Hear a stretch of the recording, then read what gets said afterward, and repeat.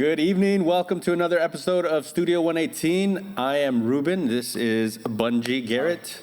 Welcome to another episode. This is August. Beautiful day outside. We're in Austin, Texas.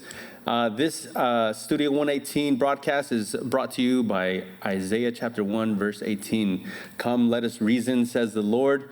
We're here to delve into cultural topics and theological topics and just break them down for you guys. And so we can all have some great, fruitful conversations. And today is another good one. We are talking about education, and we've cleverly titled it, We Don't Need No Education. How about that one? All the public school teachers are gritting their teeth, wanting to correct our grammar, but I assure you it is done on purpose. Don't worry. Anywho, we are broadcasting live from Calvary South Austin in Austin, Texas. We have our YouTube stream up there, as we always do. We encourage you to jump on the live chat. We have a Q&A session after our discussion. We'd love to hear your comments and questions. So jump on the live chat, say hi, and drop a question there, and we'll queue it up for you. Also, if you might be tuning in on Austin Cable Access Channel 11, if so, welcome. And if you have any questions, you can call your questions in at 512-576-5433. That's 512-576-5433. We'd love to hear from you. And if you want to, also jump on the live chat there on YouTube. And we encourage you guys, share the link, share the live stream on your social media platforms to get everybody involved. We'd love to hear people from all over and see what their thoughts are here on our discussion tonight. And of course, as I mentioned last month, we also encourage you to smash that like button and hit subscribe and hit the notification bell. That's what I hear all the YouTubers say. So if you would do that honor, we would love to be in your news feed on YouTube. I don't know about you, but every time I hear someone tell me to hit a like button or something, it just makes me not want to. It's like vaccines. Like someone tells me to get a vaccine, it's like I don't want to. It's like every time somebody tells me to do something, it's like that's exactly what I'm not going to do now. Our live stream just went down. We're only on Austin Cable Access Channel 11 now. But I'm kidding. Fine. Yes, that Sputnik one. All right. As we mentioned, we're here at Calvary South Austin. We are meeting in person. We've been doing so for a while. We'd love to have you over for our worship services. We meet on Sunday mornings and Wednesday evenings, Sundays at 9:15 and 11:15 a.m., and also Wednesday evenings at 7 p.m. Come on by, join us for some fellowship, some praise and worship music, and a good Bible study, and become part of a fellowship. So we encourage you to jump in your car, come visit us on Sunday mornings and Wednesday evenings. If you have any more information, or if you would like any more information about our church, again, call that number. It's 512-576-5433.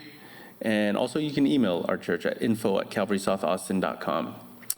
All right, got all the admin stuff out of the way. We're going to proceed with our discussion. Bunjee, let's see, last month we had our Independence Day discussion. That's right. About freedoms. We did. That was a really good one. Just looking back at the history of our nation and, where it's come from, what the state of it is today. And today, I guess, kind of related to that, we're looking back in time at, what education has looked like and all that stuff. But right. Education. I guess, as I mentioned, I'm going to throw it out at the beginning. You have 2 doctorates. Is that correct? Am I correct in saying that? Or is that here wrong? That is incorrect. Oh, man. I'm Fake news. I'm guessing I've done enough studying to have earned those doctorates, but no, they don't actually exist because I don't care. Yes, that's true. You don't care. I do not. Well, if head size was any indication, I would have thought you would have 2 doctorates. Sure. Yeah. That's okay.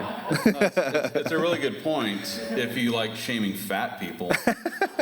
No, just big-headed people. As a fellow big-head person, I don't know. My kid has a big head, too. We make fun of him all the time. That's all right. Well, you've done well for yourself, right? You're still alive. I am still alive. Yeah. I haven't made any major mistakes. Yeah. That would result in my death. Not yet. Yeah. You can still read a stop sign, green, yellow, and red. That's okay. You know, from the point in time that I dropped out of high school until my Christian conversion, there were 3 books that I set out to read. First was Origin of Species, which has a much longer title that we won't get into right now. We'll be demonetized, yeah. That's racist. But but I started reading that, and I was just kind of like, this is stupid. and then I started trying to read the Bible. Yeah. And I got to about Genesis chapter 2 and was just kind of like, yeah, it's not for me. Not even the genealogies, huh? And then someone handed me the full book of Hitchhiker's Guide to the Galaxy. Read the whole thing.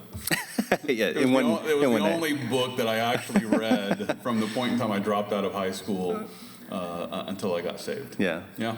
Yeah. So that essentially is your conversion story. Your road to Damascus story. It's not, but, you know, just to show how much I did not care about education during those years. I considered myself, before I came to Christ, an ignorant agnostic, which now I realize is actually redundant. Yeah. So, go ahead. Latin, I was an ignoramus. Yeah, there you go. Ignoramus. Still slightly. You know. Yeah. Depends on the day. Working on it. So you still believe the meaning of life is 42 then? Well, no, but it's much more than that. But it is an interesting number. But, but I don't know that it's the answer to. What is that? 10 years ago for you? Yes. Yeah. I'm sorry. Did I give it away? That's okay. Man. Ooh, I'm close. I'm close there. Well then, you know, thank you for divulging that information. And hey, thanks for not holding back on, you know, jokes about my large cranium, as well as ageism. So, all right. Yeah, I'm equal opportunity here. There'll be more forthcoming. Let's pick on the old fat white guy. Yes. That's what's happening here. Yes. All right. So you might actually relate to this point that I'm going to bring up. Because I'm guessing you were in school during this time, but in 1983, under the Reagan administration, he created a commission that wanted to look at the current state of education at the time. Yes. And they came out with a report, and it was called A Nation at Risk. And that doesn't sound too happy, because the results in it showed, let's just say, mediocrity, right, across the board in our nation's education at the time. I wasn't even born yet, so I can't, you know, be held to fault for this. But A Nation at Risk basically showed, you know, reading proficiency and math proficiency and where we ranked, you know, across the globe, and it was pretty poor.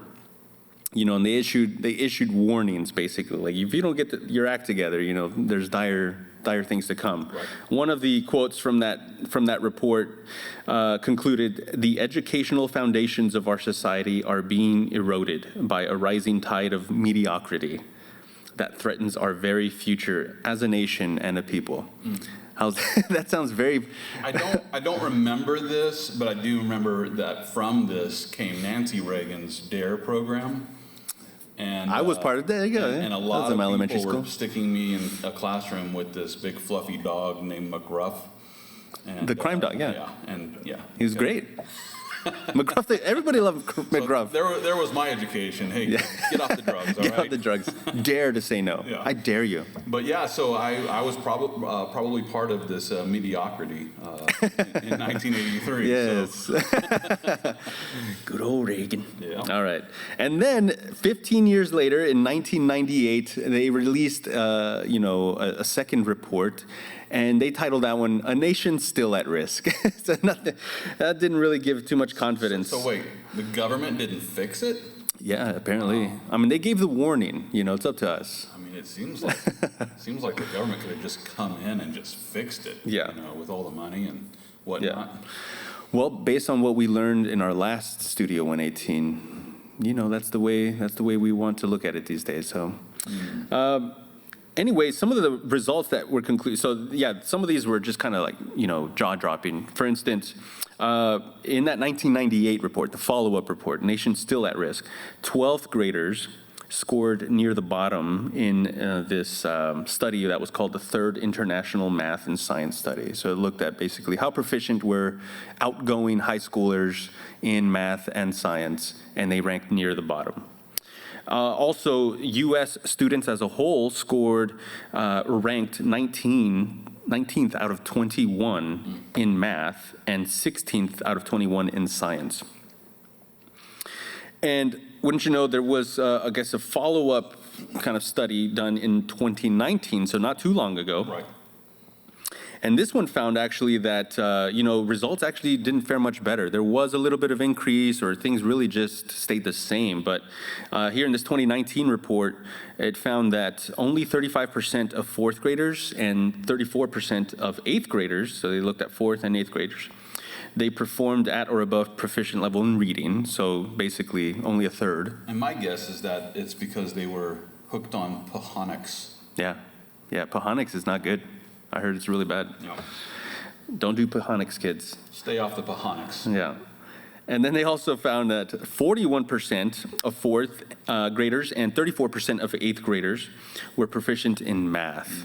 And so don't ask those people to explain these statistics to you. I'm guessing it's possibly because they were taught that 2 + 2 = 5, maybe. I don't know. It's in some book. I don't know.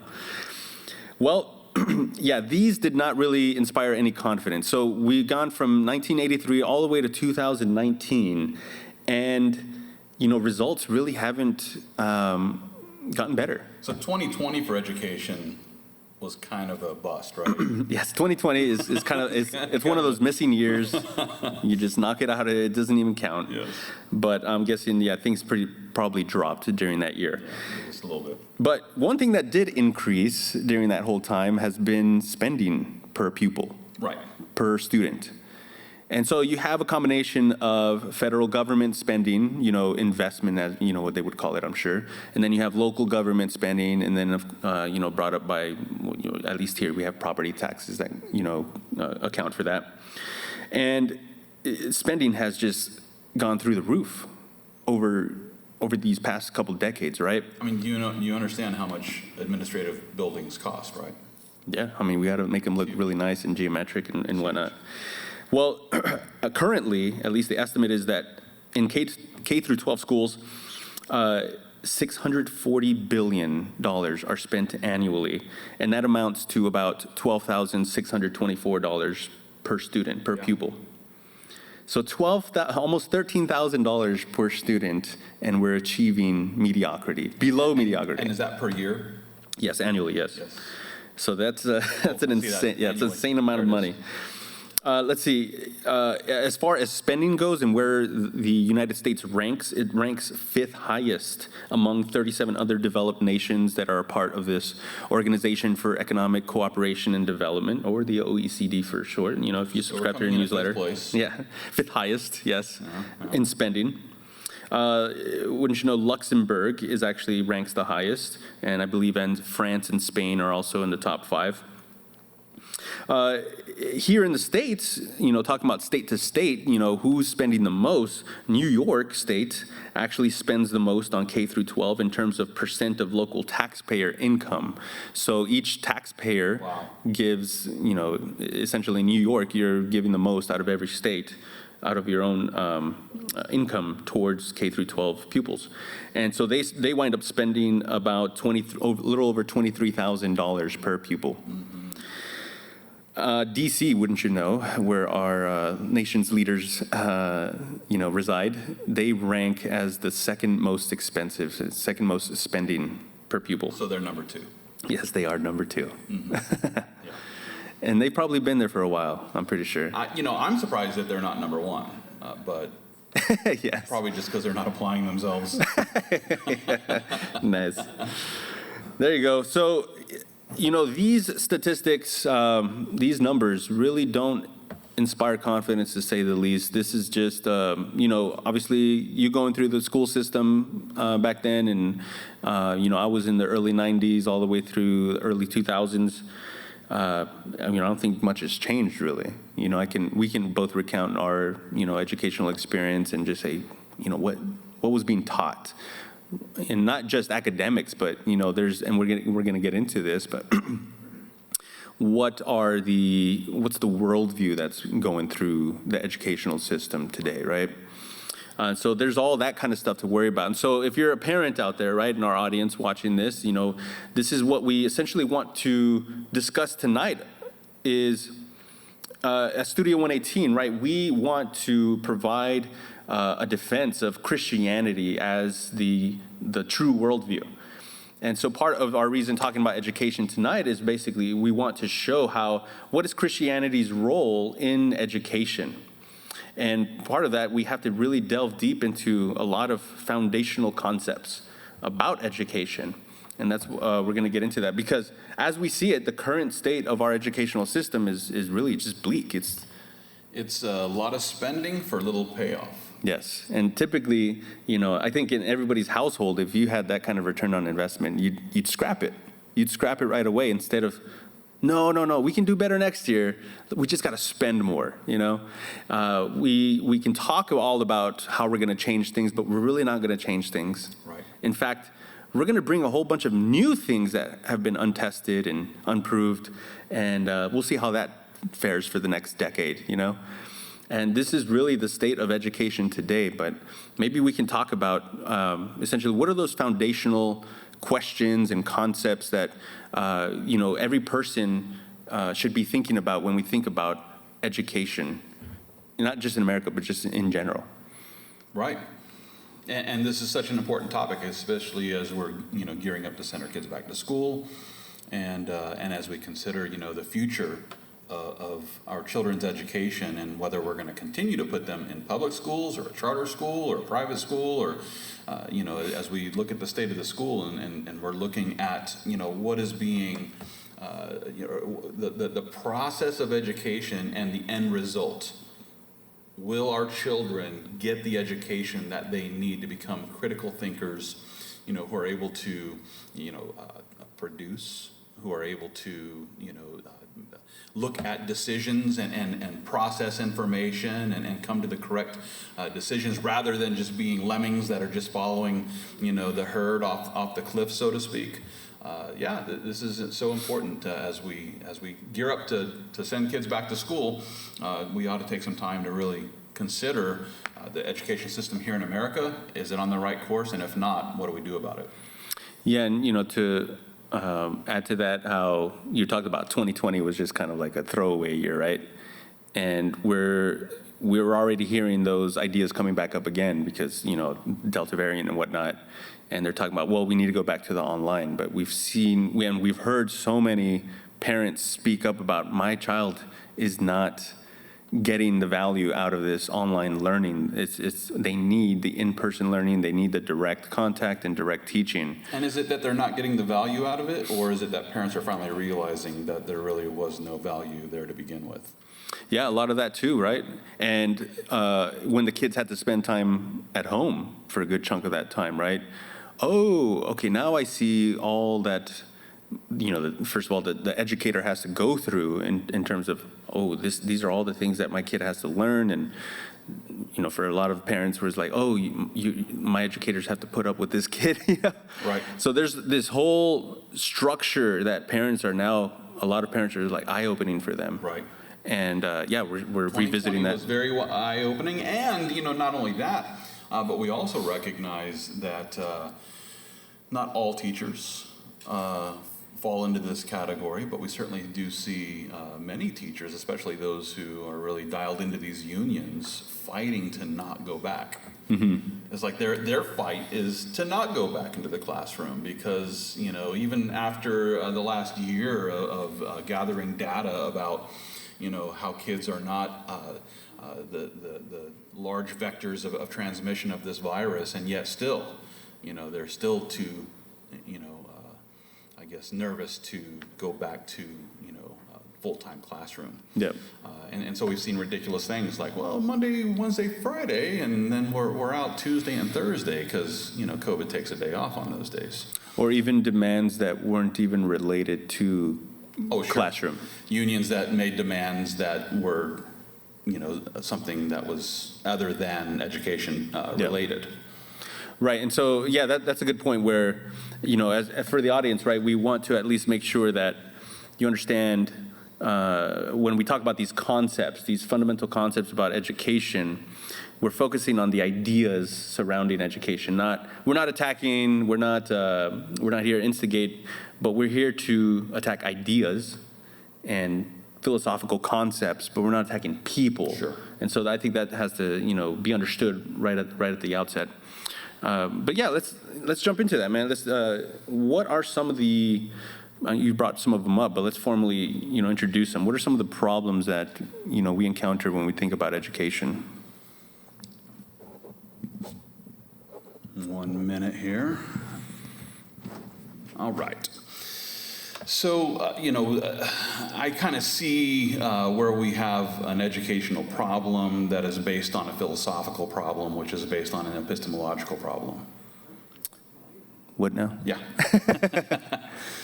So, we have an educational problem, and, it's been a long time. I mean, I was supposed to be part of the class of '87, which goes to heaven. Of course. But, my issue, well, there were many different issues, just for example, the one approach to an entire classroom. So, for example, algebra, I mean, I really struggle with algebra because, I could deal with numbers okay, but then you start introducing, unknown quantities and whatnot, and it's just kind of like, I don't know about this. And I needed some extra attention that I didn't get, and I didn't have a parent that was willing to give me the tutoring. And, so there's those issues of just kind of like the approach of a one-size-fits-all approach at educating an entire classroom full of children. Yeah. And so, you're watching kids slip through the cracks, but it's almost like what I remember from schooling was a pragmatic programming rather than inspiring investigation, or an approach that would lead kids to want to investigate these things, some sort of exciting approach where kids are brought into the education process rather than the lecture. So there's an educational problem there with that approach. Also, I remember just, the concept of kids being taught what to think rather than how to think. Yeah. Like, I don't remember, I probably should have received a class maybe 5th, 6th, 7th grade, a class that every student should have gone through on laws of logic and reasoning. Yeah. Where was that class? Non-existent. I personally, and maybe by the time you were in school, maybe it was different for you, but Nope. As logical skills were beginning to develop within my mind, I wasn't given any class in school of what all this was and how to utilize it. And so as far as I can tell at this point in time, kids around 5th, 6th, 7th grade that should be learning laws of logic and how to be reasonable, rational thinkers doesn't exist in the public school system. Why not?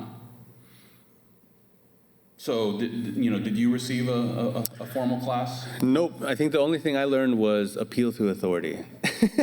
I learned that too. You're wrong because Mr. or Mrs. So-and-so said this, or my textbook says this verbatim. I know the quote or whatever, right? Yeah. Yeah, definitely did not get any of that, and I had the same, thoughts. Middle school, high school, did not, I can't even remember most of it, right? It really wasn't until college that I, started taking education seriously and started thinking back through my K through 12 years and thinking, I did not learn not a single thing, but this is not the way education should be, right? Right. I missed out on a lot. Yeah. So I can definitely, empathize there. Yeah, another thing, just comes back to the whole Pink Floyd title that we've come up with here, We Don't Need No Education. The concept there is, kids are being taught to memorize information, regurgitate it at the test, and so that you can move on to the next grade. Yeah. So it's memorize this, spit this information back out at the test time, and then move on to the next grade, regardless of whether you actually learned anything or not. You can memorize a bunch of stuff and not learn anything. And it's almost like you're being trained through the public education system to just learn how to take tests. Yeah. Like, that's the programming is can you take and pass a test? I clearly remember that, and I have a vivid memory even of in 5th grade where our teacher was complaining about this fact that, you know what, we just need to know this for the test. And I heard that several times, and I remember that essentially here in Texas, we have, back then it was called TAAS, TAAS, and everybody at some point towards the end of the year, everybody was just sat down and, you went through all the questions, and hopefully you get a passing grade, and that really determined whether you passed or not, Right.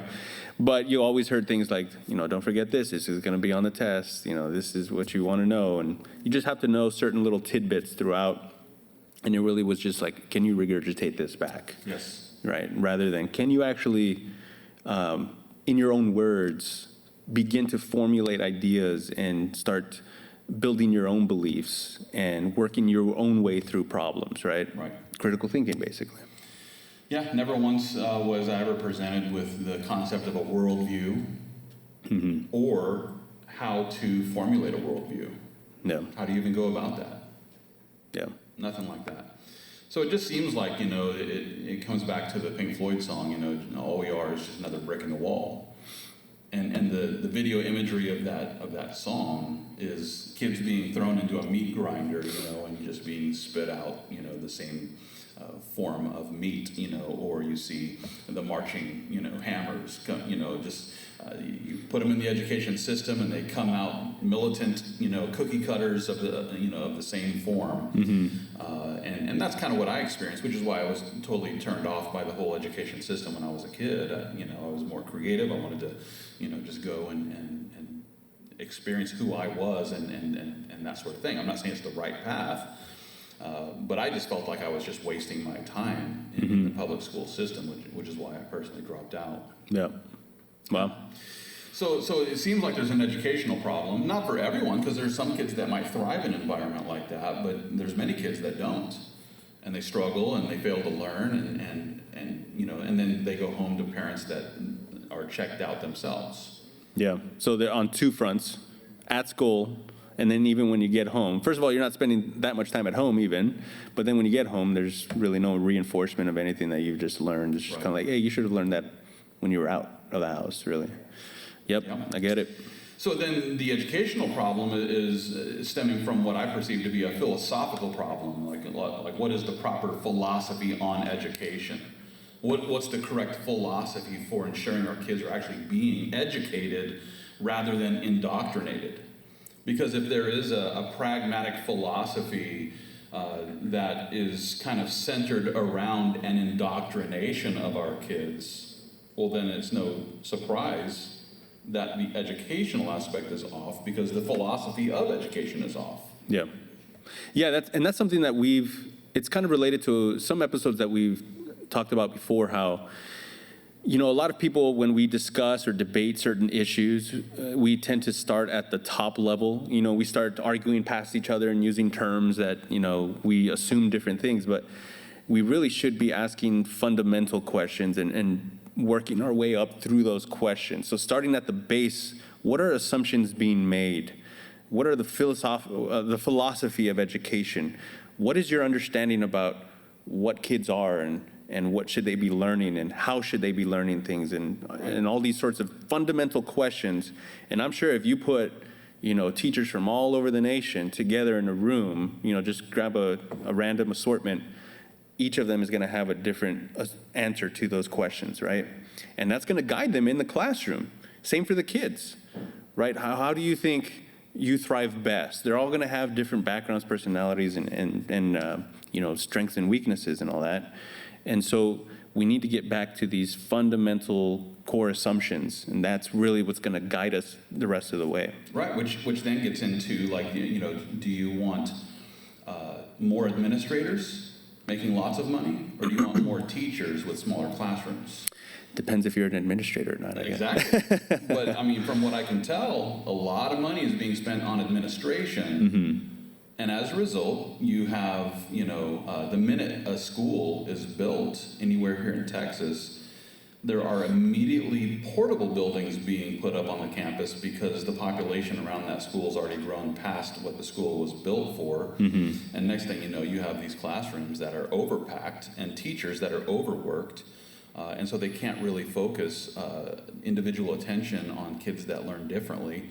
And meanwhile, you have these administrators, in these unions who are making bank, while kids are, suffering in overpacked and overcrowded classrooms where they're not being given special attention that they might need, right? And then you end up with these agenda-driven teachers who come in with that, that agenda which has less to do with critical thinking and more to do with whatever it is their pet issue is, and more recently it's a critical race theory.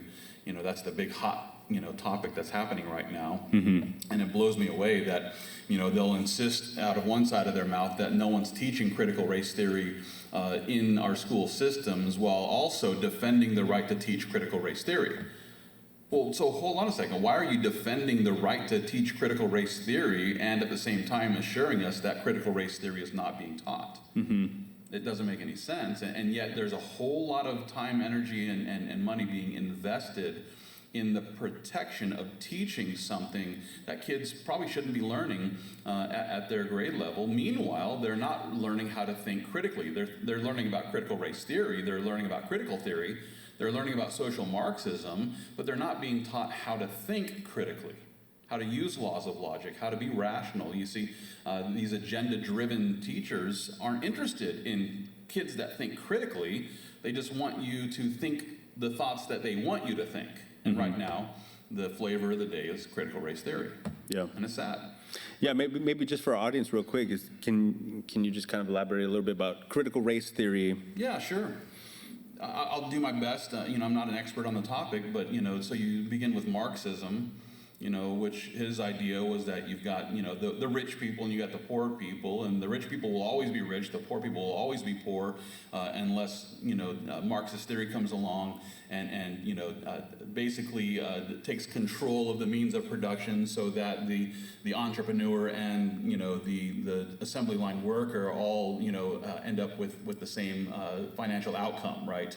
So then you begin with this Marxism. It kind of starts becoming social or cultural, it kind of becomes social Marxism through critical theory, which then becomes critical race theory, later on, which becomes a legal theory on, rather than looking at, really rich people and really poor people and trying to, fix that problem.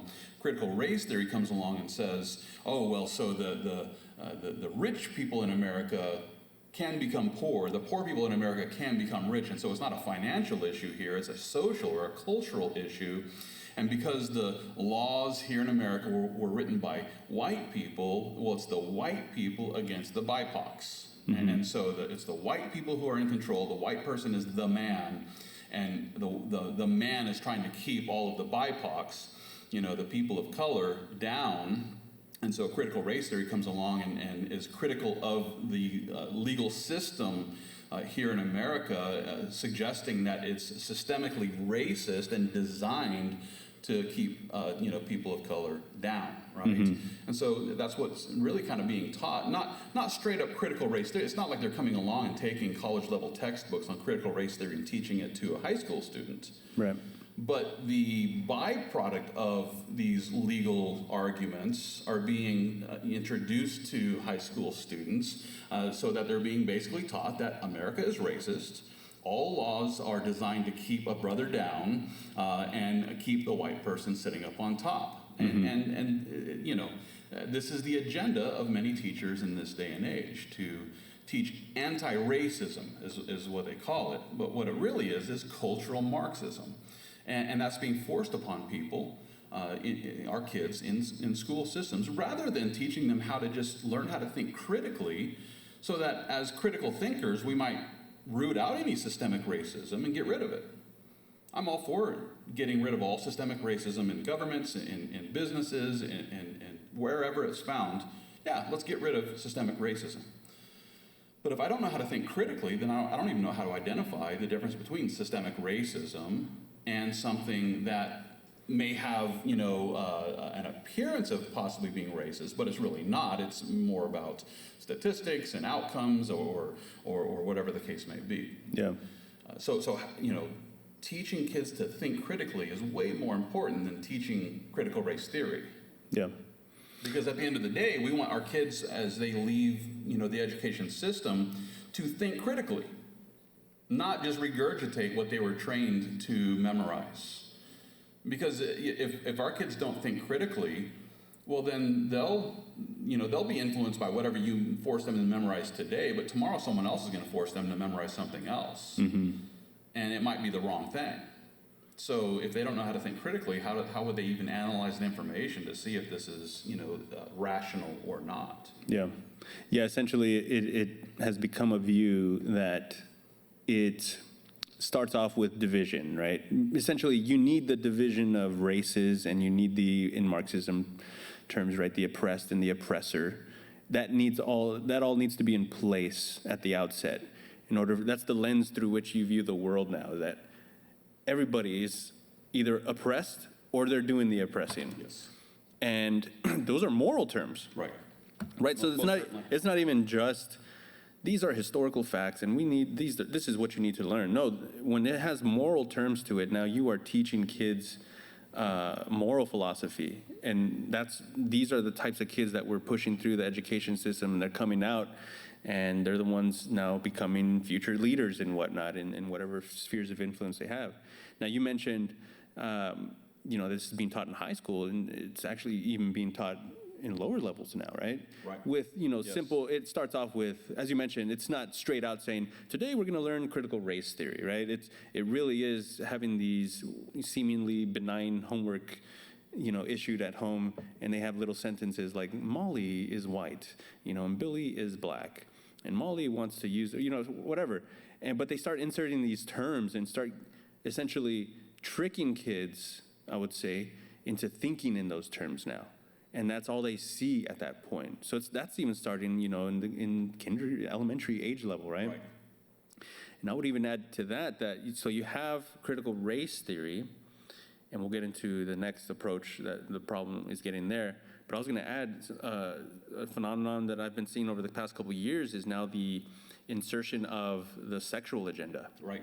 Right. I know certainly. Here in Austin, we just went through. There was a vote from the school board on what sex education to include in the curriculum, and something that was even going to affect, again, kindergartners. What in the world do kindergartners need to be understanding about sexual issues, right? We've had experiments in certain other cities. I know north of us, Leander, and then to the southeast of us in Houston, they've started experimenting with drag queen library hour. That's right. Right, inviting little kids to see drag queens on display. Right, because the best people to read books to our kids are drag queens. Right. But these little kids now are being exposed to those ideas and images that, will, be cemented in their mind now, and that's now the lens through which they view the world, and that's going to impact them for sure. Like the half-naked rainbow monkey that Yes. went to the library there in London. Please don't show us a picture of that, please. Are you kidding me? It's Yeah. like there's no business. Yeah. Yeah. No, we'll straight out say it. That is child abuse. That is a form of child abuse when you are exposing your child to pornographic images like that, right? And so you have critical race theory, and you have this now sexual agenda that are coming into the public education system. Right. And, even critical race theory, some of it is creeping into the church, I would even say. And so that's all got to be dealt with. But getting back to your philosophical approach, essentially, and when we think in terms of what is the best approach on how to educate our children, critical race theory is one of those. But there's a deeper problem that resides there. Right, you bet. So we have these people with agendas that are coming into the school system, hijacking the school system to be able to, force their agenda into the minds of our kids so that they're being groomed for whatever it is that they want our kids to believe, right? So they're not interested in teaching kids to think critically, but instead they're just driving their agenda into the minds of the kids, which then comes back to the what I believe is the crux of the issue, which is epistemology. Now, there's an epistemological issue going on here. So epistemology basically deals with the theory of knowledge. How do we know what we know? What is the basis for making a distinction between someone's opinion and a justified belief, which is rooted in truth? Mm-hmm. You know, I remember Pontius Pilate asking Jesus, "What is truth?" Right. And that was an epistemological question, like, how do we know what's true? How do we arrive at these conclusions?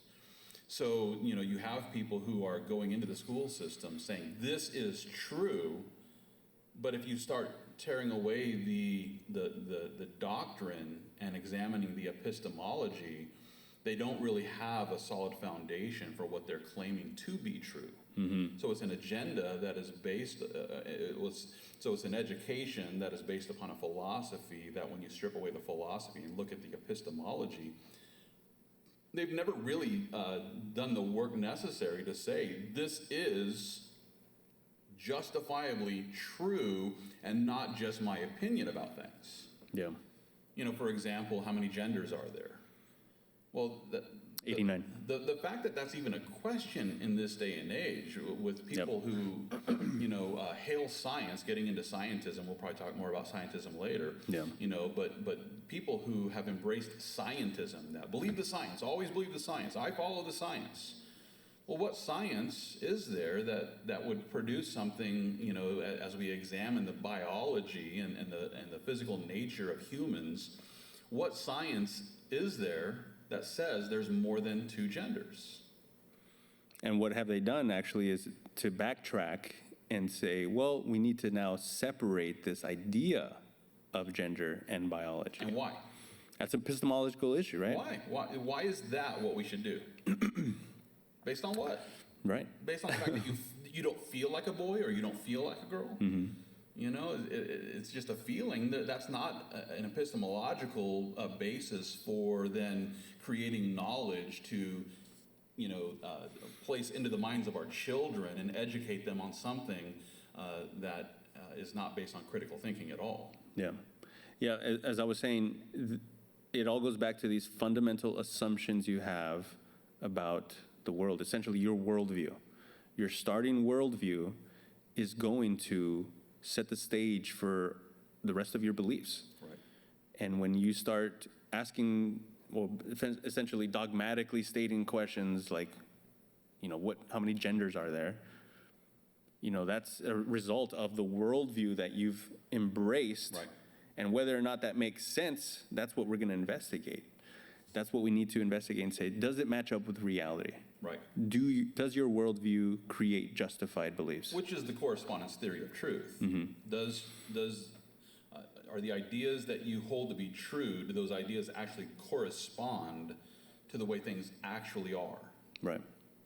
And that gets back to epistemology. Yeah. Yeah, and that might be a good just kind of starting point, you know, just helpful for our audience in having these conversations, which I would venture to say typically they immediately go into argumentative mode, right? You're talking with a family member or coworker. How dare you?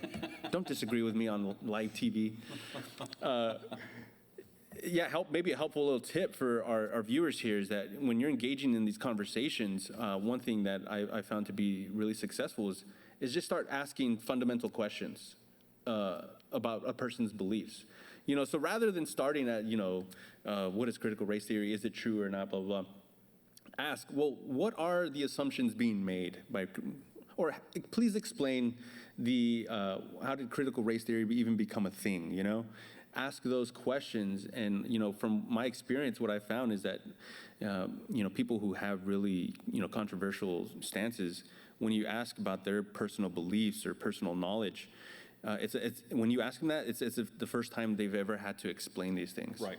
And you can tell right away whether a person has really done their homework or really they're just regurgitating something. Yeah, a lot of people are just spitting back out something they heard and embraced without thinking critically about what they embraced. And that goes back to people aren't being taught to think critically. Yeah.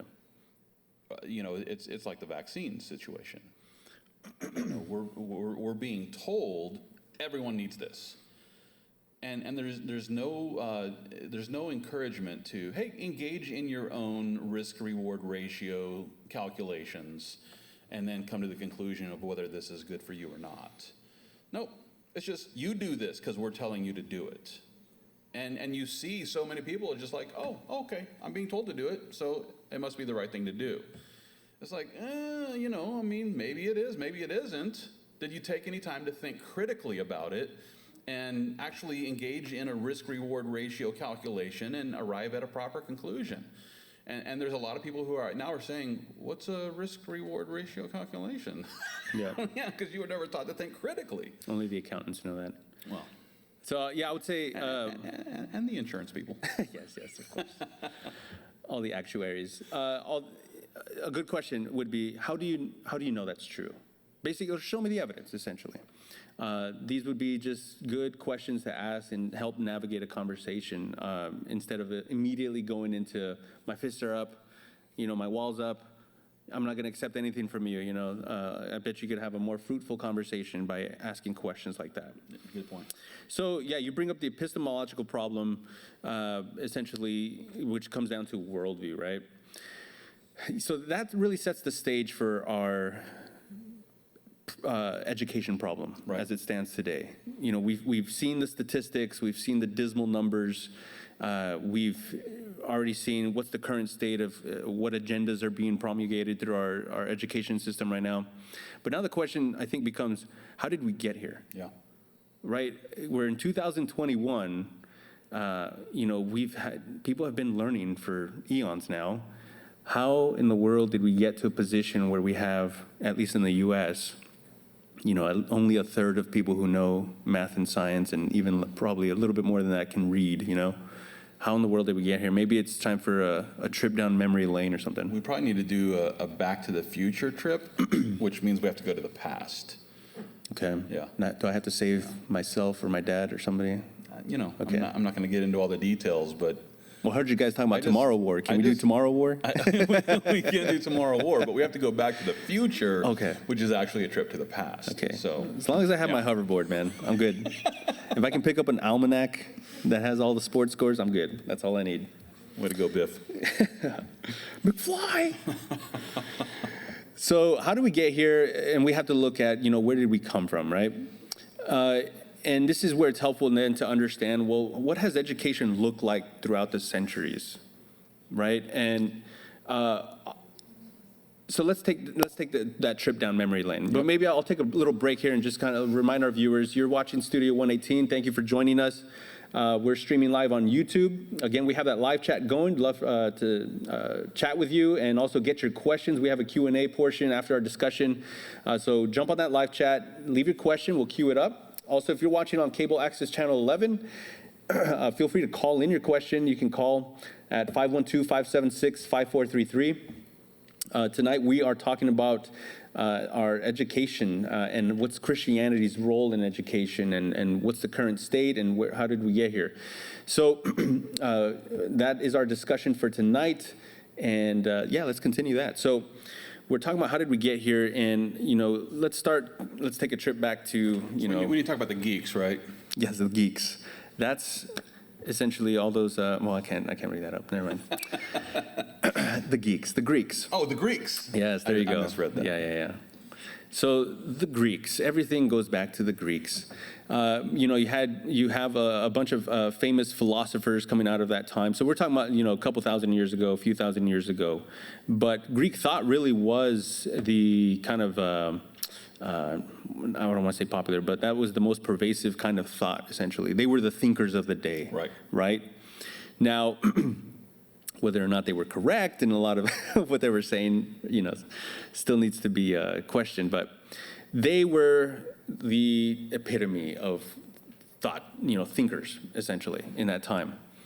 Jesus, when he was alive, he was born into that time where Greek thought was, that's what you're talking about. Yeah, he was kind of on the backside, as it was kind of on the decline.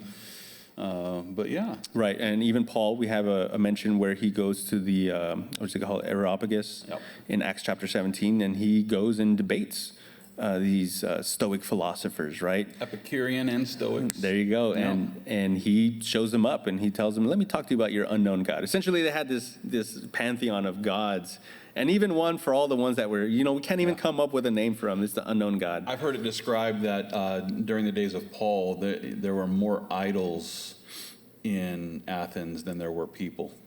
Yes, that's a good one. Yeah, yeah. There was a God for everything, literally everything, right? Now, being as that they were the most popular thinkers, of course, their thought process and their conclusions are going to have a influence on people after them, right? So you even have some of the early church fathers like Augustine.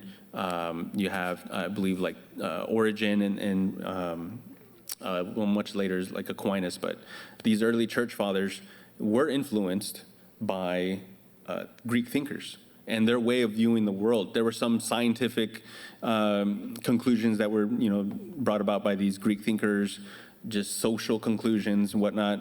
But no doubt that they had influence, right? Yeah, exactly. But then Christianity comes on the scene, Right. Okay.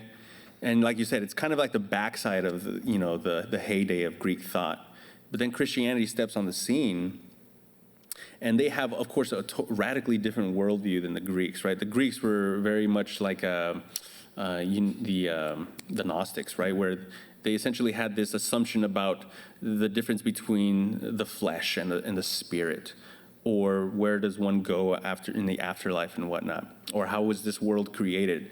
Christianity steps on the scene and based on Judaism, and they have a totally radically different set of conclusions and assumptions. Right. And now you have thinkers coming out of the Christian tradition. Like I mentioned, some of them, like Origen, you have Augustine, and then later on down the line, you have people like Aquinas.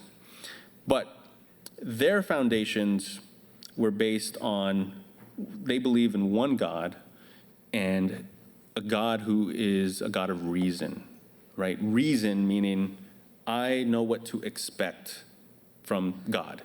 God is not, as people in Christian circles like to say, God does not stutter, right?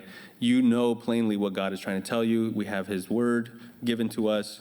Whereas Greek thought it was really just let's just explore a lot of these things and really base them on Gnostic thinking. And then they've got these different gods who take on different characteristics, and they're not trustworthy. And then Christianity comes along and points to a God who is not capricious but immutable and unchanging and holy. And you even look at when Islam came on the scene there in the 7th century, they were monotheistic. Sure.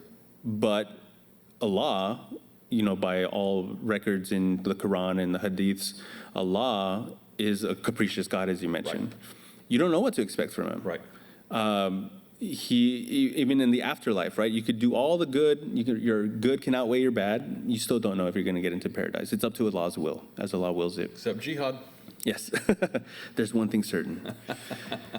Now, Christianity, again, being on the scene, believes in a God of reason, and then you have these early, Christians. I believe, like around the 5th century, they start basically the monks, right? They go out of society, and we'll see what they can do about that. But they started now collecting ancient texts, and they were the ones that were basically preserving a lot of the history that we have, right? You had the Library of Alexandria that was burnt down and really just removed a lot of our ancient texts of the day. Now, Christians and monks were, part of their being outside of society, they were preserving a lot of these ancient texts, and they devoted their lives to essentially learning these things, these rudimentary things. And chanting. And chanting, yes. And probably whipping themselves. But you have this tradition. It's just weird how, as you follow the, timeline of history, and you just kind of see these little droplets of, okay, well, if this didn't happen, man, it looks like a minor thing, but it actually winds up having a major impact, like preserving ancient texts and whatnot. Butterfly effect. Yes. So think about all the competing worldviews that you have. Let's go into the Middle Ages. All the competing worldviews you have. You have Christianity, of course. You have Islam at the time. And then there's still these remnants of like Greek thought, right? But we're talking about education.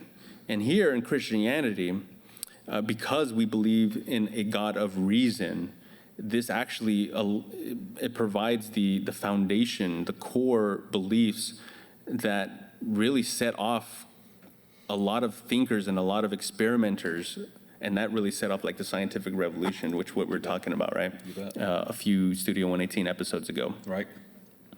But that was all based on what you're talking about, the epistemological approach. What is your starting worldview, and what is that going to lead to? So it's no wonder that Christianity really was at the helm of starting not only the scientific revolution, but we're talking about education again, starting educational systems, right? So even within the Middle Ages, you had colleges like Oxford and Cambridge that were created, in the 13th and 14th centuries. Sure. We even see Moses was trained up in an Egyptian school system. Yeah. But nothing like what Christianity produced Right. from the knowledge of who God is. Yeah. Yeah, and it was really that, I think it was Isaac Newton that said, when we're performing science, when we're doing all this inventing, you're really thinking God's thoughts after him. It's pretty incredible. Right, and it's no wonder you didn't see this arise in the Far East, in the Orient.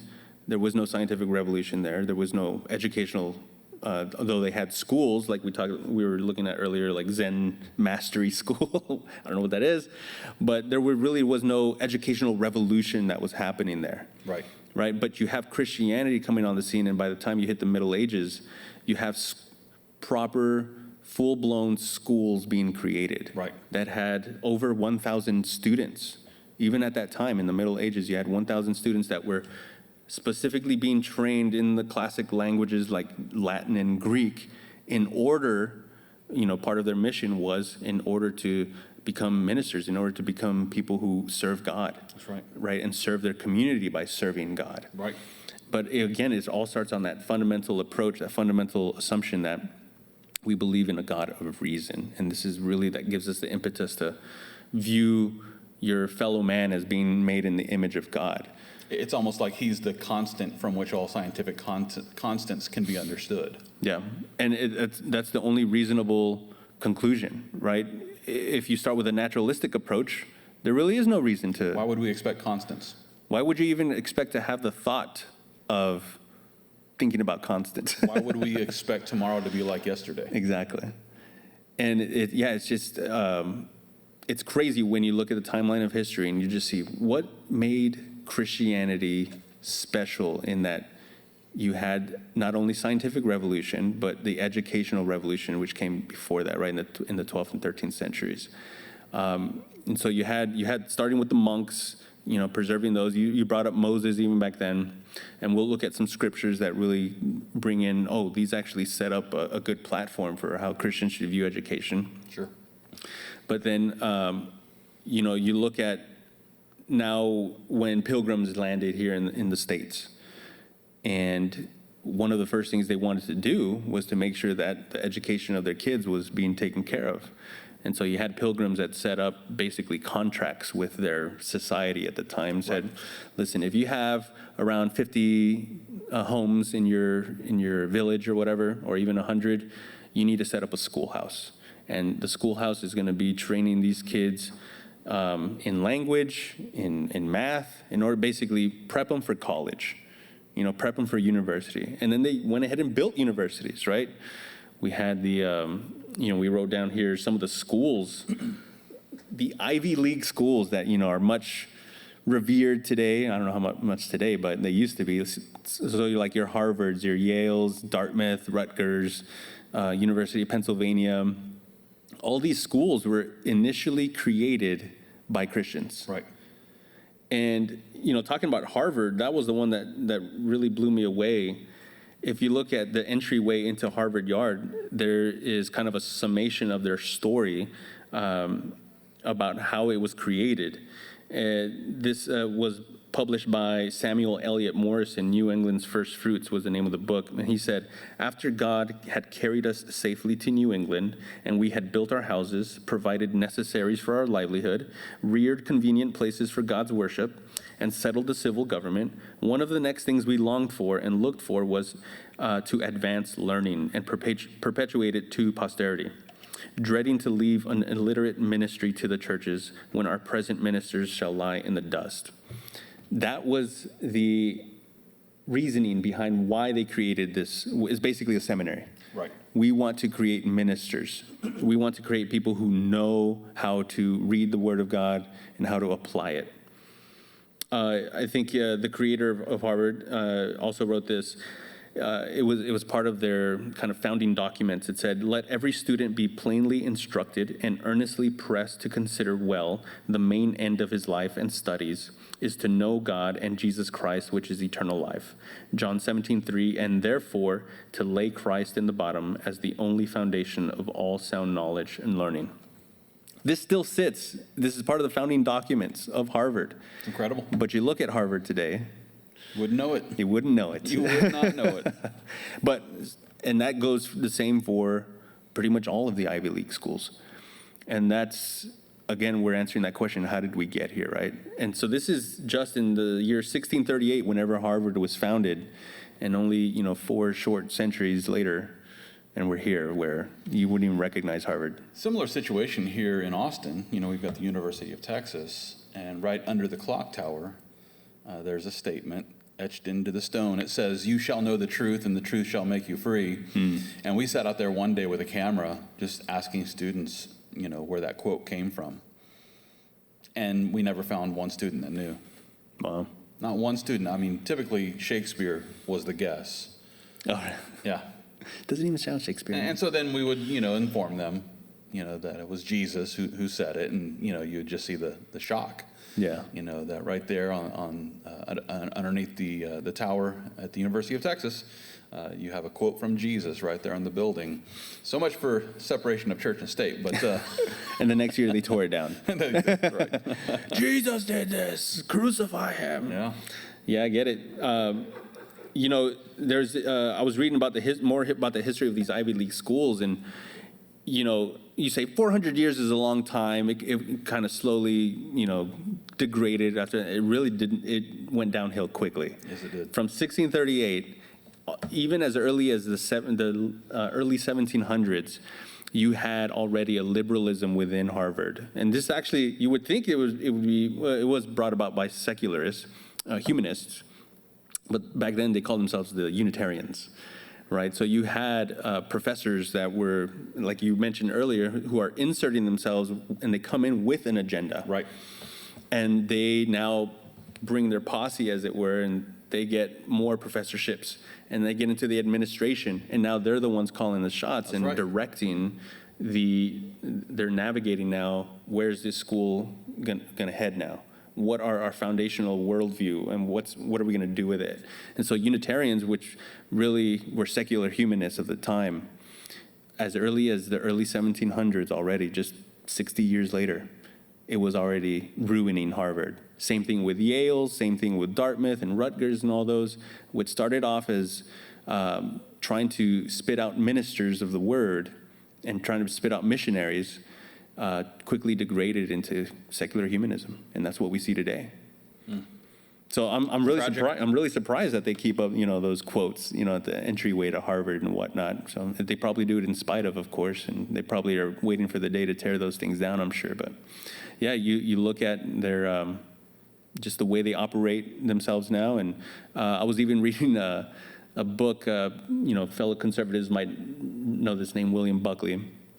And he wrote God and Man at Yale. And it was essentially, he was recounting his time at Yale. And this was in the 1950s. And he basically wrote a polemic about Yale claims to be this university that is friendly to Christianity. But here's the truth. And he actually names names. He's saying, in the religion department, they have a Yale Divinity School. So such and such professor and all these professors, you wouldn't know it. They have their own doubts. These guys they claim to be Christian, but whatever they're teaching is not Christianity. Or a lot of them really in their classrooms, and this is what we see a lot of today, is they make it their aim to make you doubt your faith. Yeah. So it's not more about like, hey, let's be pluralistic at the very least, and we're just here to gain knowledge about certain, different worldviews, and you can make up your own conclusion. No, for a lot of these classes, the professor spends the majority of their time denigrating religion, specifically Christianity. And especially Christianity. Yeah. That's something that I've heard many times from students here at the University of Texas, is professors who will go out of their way if they find out you're a Christian. Like maybe you ask a question at one point in time about something they're teaching, and and your worldview comes out. You're a Christian, born again believer. They're going to target you now, and they're going to do everything they can to pick apart your faith so that you leave the education process and the university, an unbeliever. Yeah. And even if you don't have a professor like that, right, that is actively trying to, take the foundations out from underneath you, by way of their culture, the university culture, things that they promote, things that they are putting on, for the kids to participate in. But then also it could just be very subtle, right? Like we're talking about critical race theory. It's just these little subtle things, assignments or statements that are being made, and also mentoring that is going on that is very secular. But when you look back at it and you're like, oh, this actually had a major impact on my thought and really caused a lot of doubts, right? But you bring up a really good point about how because we are sending a lot of kids through our K through 12 system without the necessary critical thinking skills, we're putting them into these universities now. And of course, it's not surprising that, a lot of these kids are now coming out of the college system, at least, with doubts or even just completely abandoning the faith, right? Right. It's sad. Very sad. Yep, and it's all being done in the name of science, which would be impossible without an immutable God. Yes. That always boggles my mind. How can you have science? How can you have an ability to study the created order of the universe unless there is created order? Yep. If only somebody would ask that question. And yeah.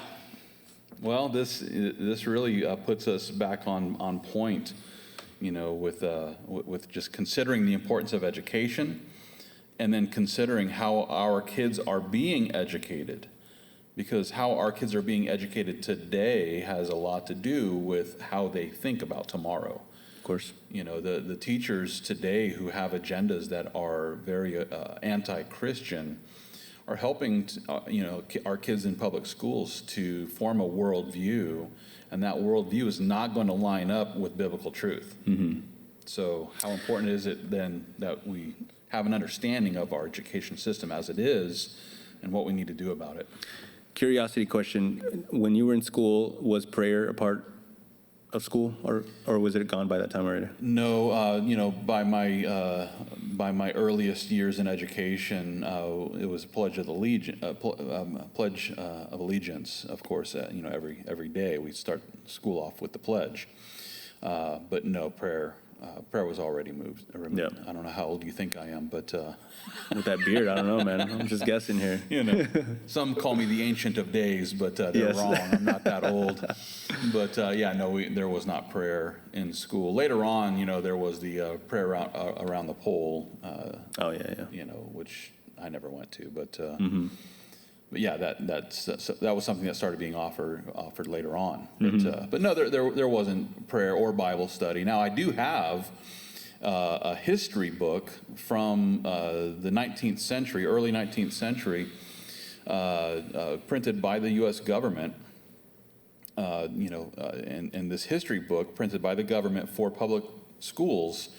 From the early 19th century actually begins with the Genesis creation account and then works through the history of the Jews all the way up to Jesus. It has little pictures. You see the picture of Jesus on the cross as it, covers the crucifixion of Christ and the events in the book of Acts, and then moves on past world history all the way up until, the 19th century. Yeah. So here you have a school book, a world history public school book printed by the government, which basically covers the Old and New Testament. Yes. In a historical Yeah. way. So what happened? What happened between then and now? How do we go from an education system, which, when you look at the earliest primaries on teaching kids the ABCs, Yep. the very first primary on teaching kids our alphabet was connected to the gospel message. And like Adam began, A was for Adam, and it would talk about the fall, and it would work through, to the cross of Christ, and the gospel message was found in these early primaries on how to learn the ABCs. Yeah. So you would learn the ABCs, and you would learn about your need for Jesus Christ at the same time, at the cost of the U.S. government. Yeah, wow. Yeah, and we talked a little bit about this. We spent some time on this last month, I believe, about what the founders' thoughts were. Obviously you had the Declaration of Independence, Constitution, and some people believe there is this separation between church and state, which it means something different than what people think it means, right? Yes. It means that, there's not going to be a state church, but you are free to engage in worship or whatever. But there was no doubt about it that the founding fathers, they carried business in Congress, in the halls of Congress, by opening up in prayer, by speaking openly about their Christian faith, right? There were Bible studies being taught. Exactly, yeah. At our state and nation's capital. But they were also trying to promote, like, the morals found in the Bible, the teachings of the Bible are what are going to create a thriving society. This is what we need, right? Most certainly. And that's why it was included in our earliest education. And here's, we'll get to Benjamin Rush a little bit later, but just to kind of add Benjamin Rush into this point in the conversation. Benjamin Rush was the father of public schools under the Constitution.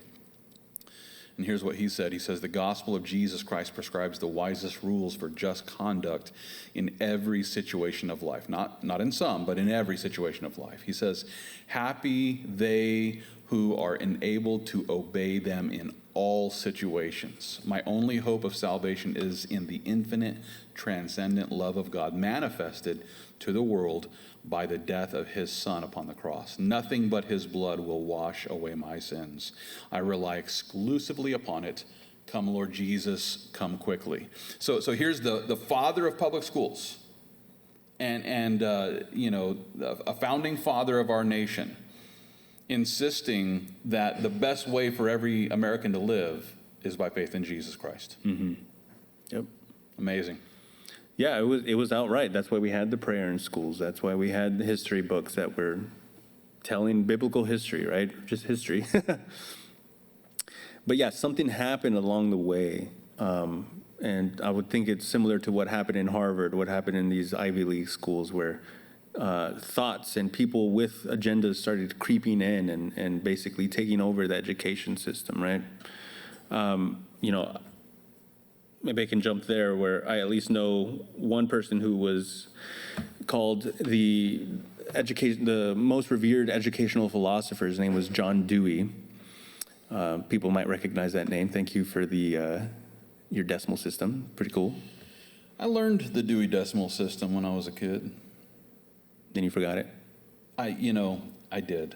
When I was, I think it was 5th grade, I saw that one of my alternative classes could be just helping out in the library.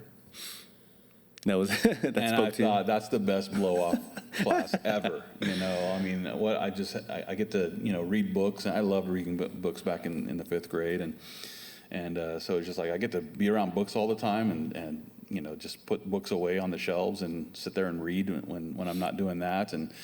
But in the process of that semester, I learned the Dewey Decimal System and how to file books back on library shelves. Nice. Yeah. Can you imagine Bunjee with a vest and glasses like that? Hey, books. Learn how to shush people. Books are cool.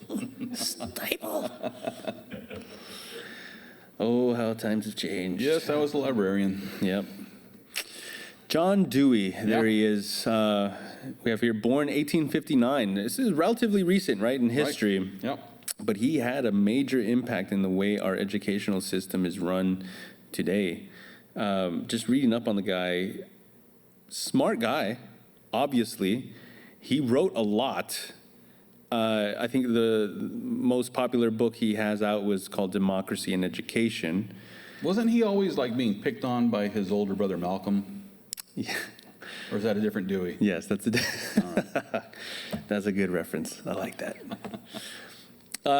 He wrote a ton, and he was a philosopher of sorts. From what I gather from reading about him was that he was a thinker, but he wasn't a very clear thinker.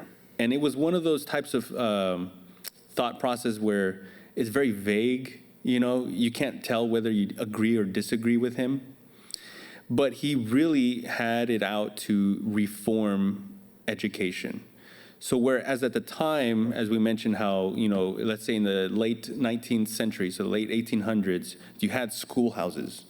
You had, these little schoolhouses that, like you said, are going through the basics of learning your reading, writing, arithmetic, right? And basically churning out, informed kids that can, they already had an exposure to even like classical languages and stuff like that, right? Kind of a classical education.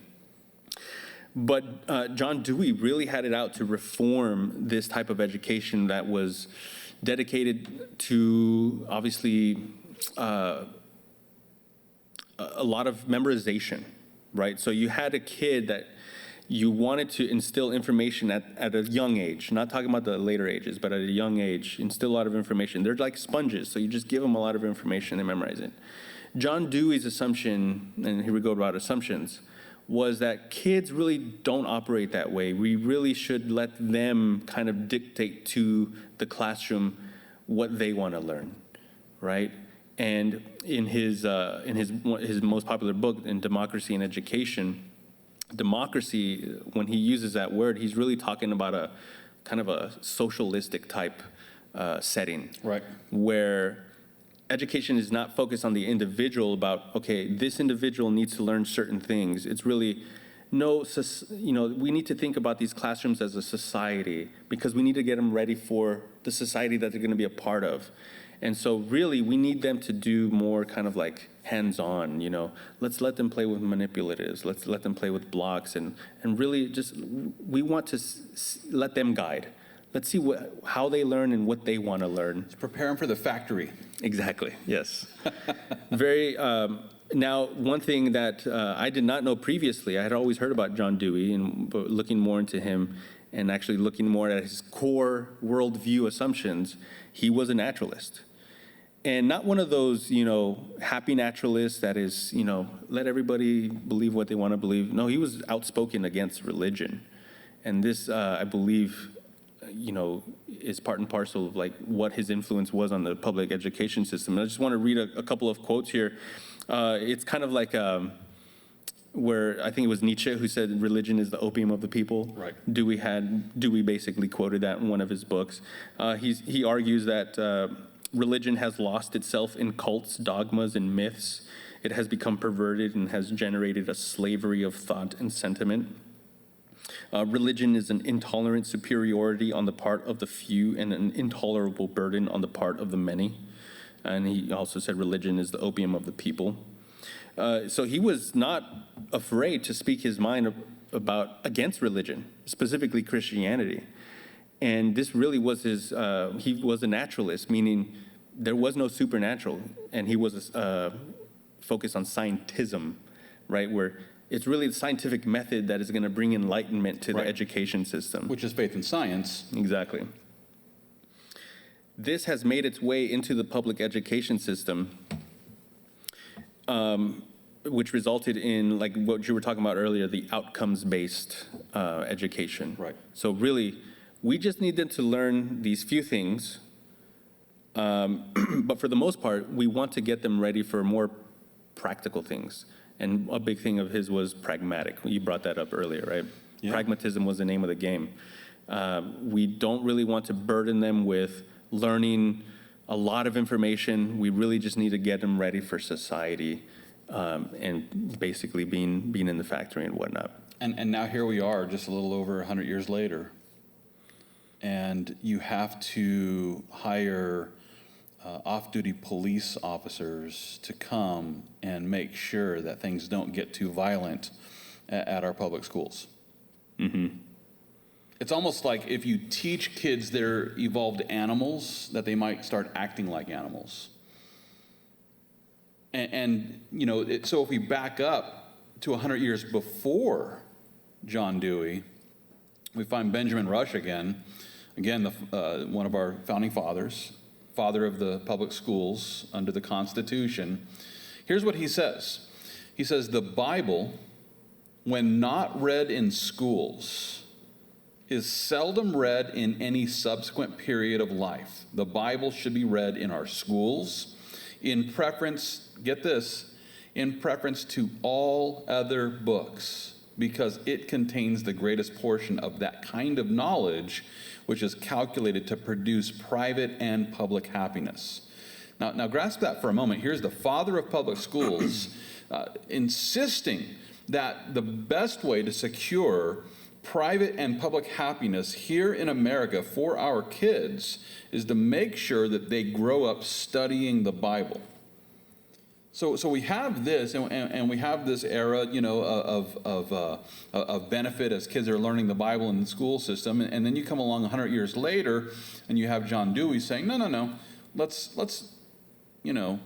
get to naturalism and scientism and these sorts of things, and then you fast forward over 100 years after that to our day and age, and what's happening in the public school system as a result of John Dewey's naturalism.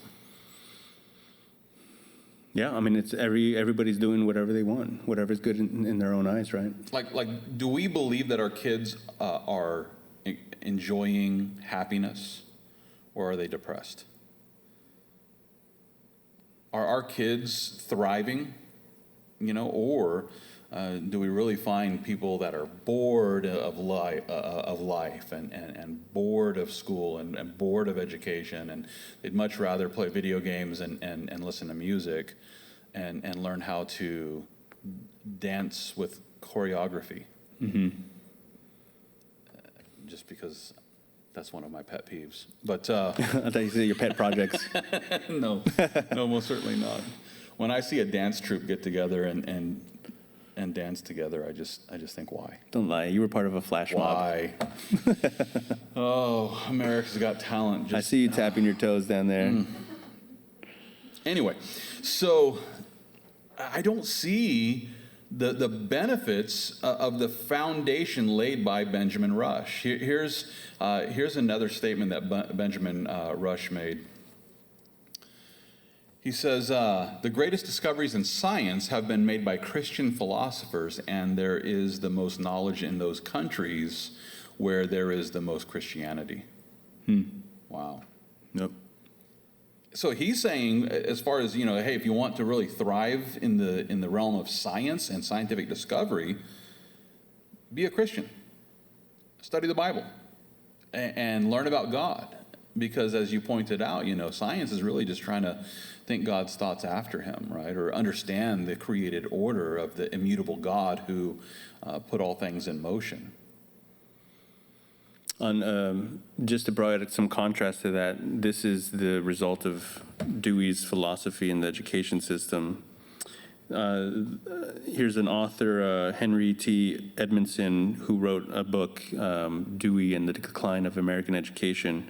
And he's actually quoting another book here called The Language Police by Diane Ravitch. And here she says that the process by which textbooks are chosen and rejected on the basis of of narrow ideological prejudices. Textbooks are censored by bias and sensitivity committees to ensure they present proper attitudes towards race, gender, and Western culture. Literature anthologies are arranged so that the authors chosen provide proper representation to minority groups. The actual quality of the literature is a distant secondary consideration. Texts are overburdened with the social agenda of the day, while material deemed potentially offensive is systematically deleted. The consequence is biased, dull books. This is America's inheritance from John Dewey, because it stems from a naturalistic worldview. Right. When you get to the bottom of it, it is naturalism, scientism, anti-supernaturalism, whatever you want to call it, religion. And this is the outcome that you get, is kids who are now being taught social agendas rather than the truth, and specifically truth that comes from the Bible, and also moral truths that stem from God's word. And just to be clear, we're not opposed to the scientific method. We're opposed to the presuppositional faith of scientism, which is a rejection of the supernatural at the outset, and then a attempt to understand the created order apart from the creator God. Yep. So, yeah, we reject the faith in scientism, not the practice of science. Yeah, like I said, this always... AKA Dr. Fauci. Here we go.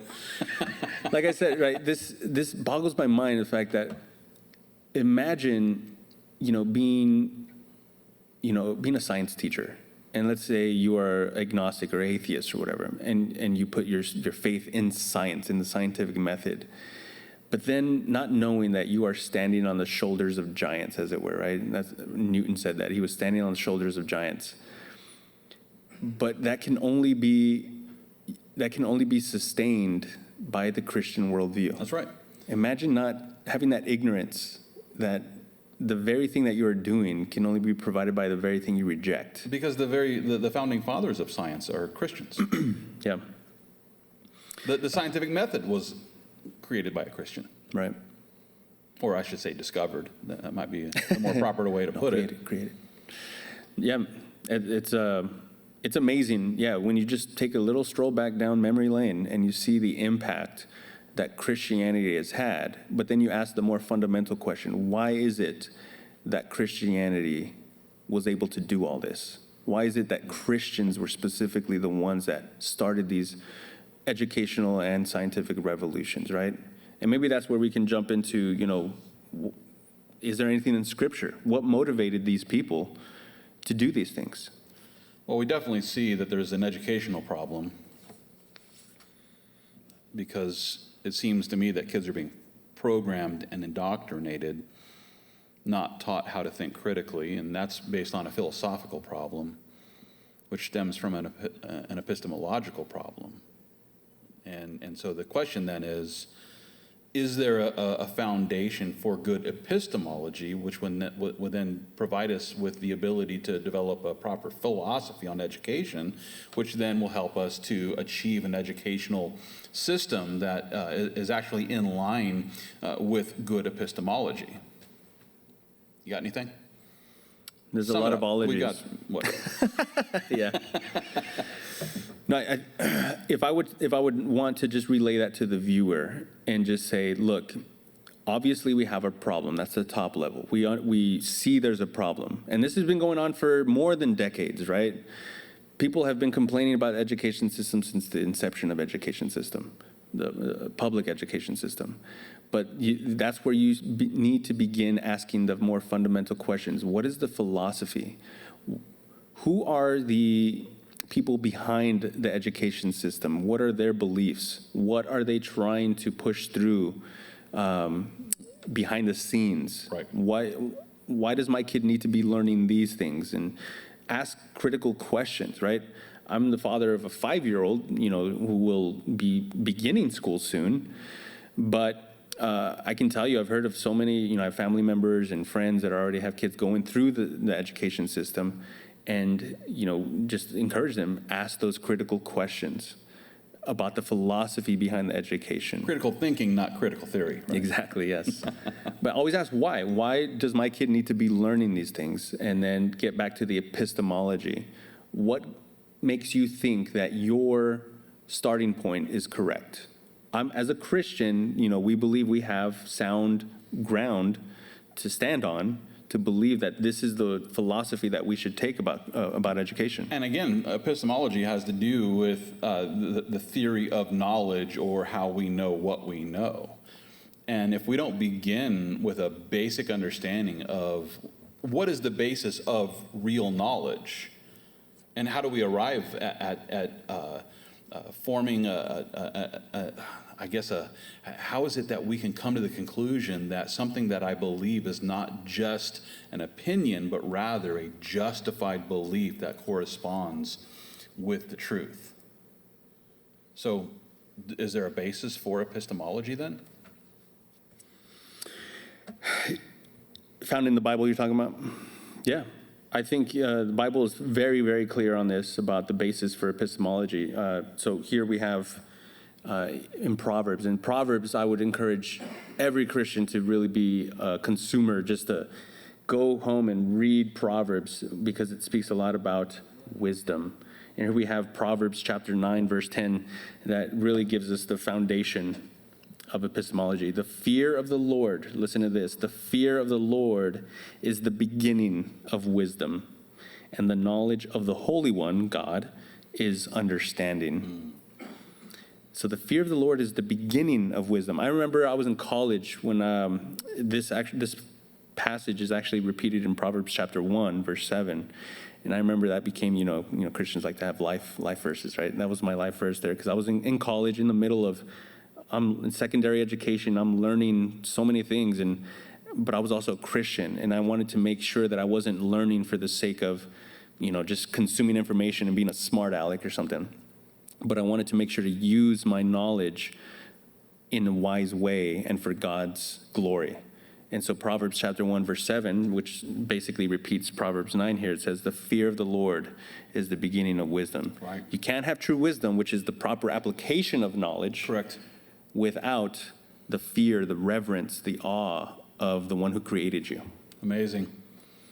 So when we say fear of the Lord, we're talking about that respect. Mm-hmm. We're talking about that acknowledgement that he's God, we're not. What he says is right, and if I disagree with him, I'm the one that's wrong. Right. That is a basic baseline foundation for all knowledge, which then the proper use of that knowledge would be the wisdom that God provides us, so that we can take the knowledge and then walk it out. Yeah. Yeah. And that's I think that's a distinction that really needs to be emphasized, between wisdom and just knowledge. Right? And the Bible even talks about, don't just puff yourself up with knowledge. Right. You want to grow in wisdom. Being the smartest person in the room doesn't necessarily make you the smartest person in the room. Right. If you don't know how to wield that knowledge, you might as well have no knowledge at all. Like I can prove the difference between a person with book smarts and a person with street smarts. It's two different things, mm-hmm. right? I can just prove it by looking at your wallet. Can I see your wallet? Don't look at my wallet. You don't have your wallet? What are you, Chase? What's in my wallet? What's going on here? I can look at your wallet and tell you if you're street smart or book smart. Is this a David Blaine act right here? You, just looking at this, you, my friend, are book smart. Thank you. All right. I repent. So give me back my wallet. Get over here, man. I will cancel those cards real quick. It's caught on camera. Let me count these things. There was no wisdom in his decision, was there? Yeah, and so then comes the question, because there is a theory that we are all born a blank slate without information. Mm-hmm. And then there are those who believe that we're born with innate information. And that's real important to understand, because if we're born with innate information, then we have to begin to discover what is this innate information. And of course it's innate, so it should just start coming naturally, right? Versus the blank slate, and we have to learn everything existentially, right? And, the scriptures make it perfectly clear that God has designed us to, it's like this is hardware, but there's also some software that has programming that God has dialed into who we are, right? For example, in Romans chapter 1, Paul tells us that the wrath of God is revealed from heaven against all ungodliness and unrighteousness of men who suppress the truth in unrighteousness. Now, if you're suppressing truth in unrighteousness, what that means is that there's information that's already in you, and that's exactly what Paul goes on to say. He says, because what may be known of God is manifest in them, for God has shown it to them. So there's this innate information about who God is that God has placed within us, and that those who deny God are actually suppressing innate information. So Paul goes on to explain this a little bit more in Romans chapter 2, where he tells us that the Gentiles who do not have the law, in other words, they don't have the exterior the book of the law, they by nature do the things in the law. These also, not having the law, are a law to themselves, who show the work of the law written where? In their hearts. He says that the law is already written in their hearts, their conscience also bearing witness, and between themselves their thoughts accusing or else excusing them. So when you take these two passages together, what we see is that God has placed the law, his law that we find in the Ten Commandments, that has been written on the hearts of every single person, and so that a person actually has to suppress the truth of the law in unrighteousness in order to silence the conscience about what we know to be true about God, because that is manifest within us. And so there is this innate information that every person is designed with. By God's design, we all have this information. And not only do we have the law, but we also have the laws of logic.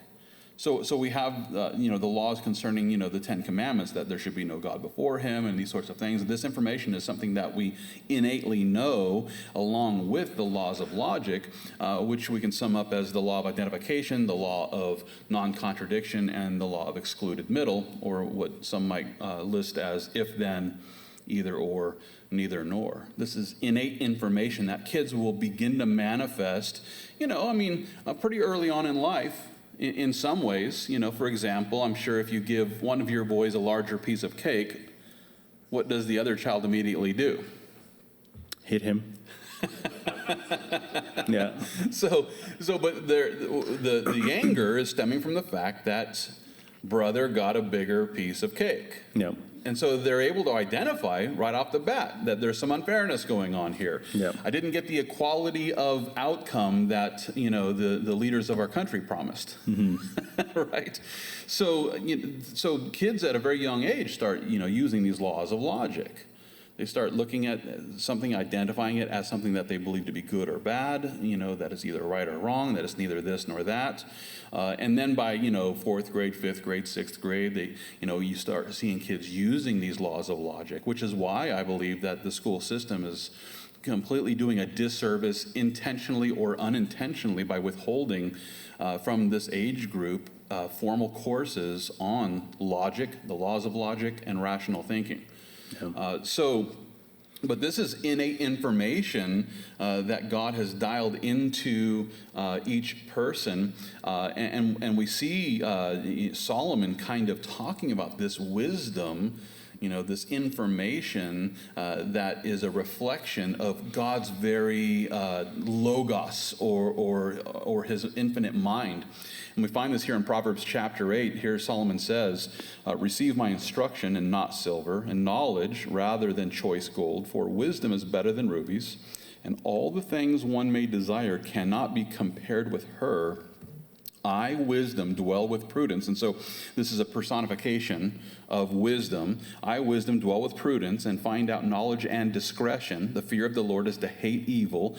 Pride and arrogance and the evil way and the perverse mouth I hate. Counsel is mine and sound wisdom. I am understanding. I have strength. By me kings reign and rulers decree justice. By me princes rule and nobles, all the judges of the earth. I love those who love me, and those who seek me diligently will find me. Riches riches and honor are with me, enduring riches and righteousness. My fruit is better than gold, yes, than fine gold, and my revenue than choice silver. I traverse the way of righteousness in the midst of the paths of justice, that I may cause those who love me to inherit wealth, that I may fill their treasuries. The Lord possessed me at the beginning of his way, before his works of old. I have been established from everlasting, from the beginning, before there ever was an earth. And so prior to the creation, this infinite wisdom was already in the mind of God.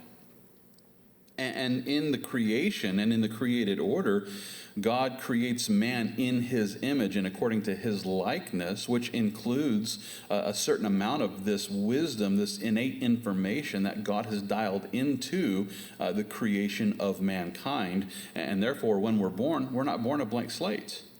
We're born with innate information, which includes the law, and which helps us to understand the moral law, as well as the laws of logic, so that we can be rational people. And from that rationality, then we can become just people and understand, these things that are listed here as counsel and judicial decrees and judgment and all these sorts of things that take a rational mind to employ. So with that, this brings us to, the name of our show, Studio 118. Yeah. Because it's from this innate moral law, it's from this innate, logical rationality that then we're called to use our ability to reason, and so that we can come to the most reasonable conclusion about our situation and about our salvation. And this is the way that Isaiah puts it here in Isaiah 1:18. Come now and let's reason together, says the Lord. Though your sins are like scarlet, they shall be as white as snow. Though they are red like crimson, they shall be as wool.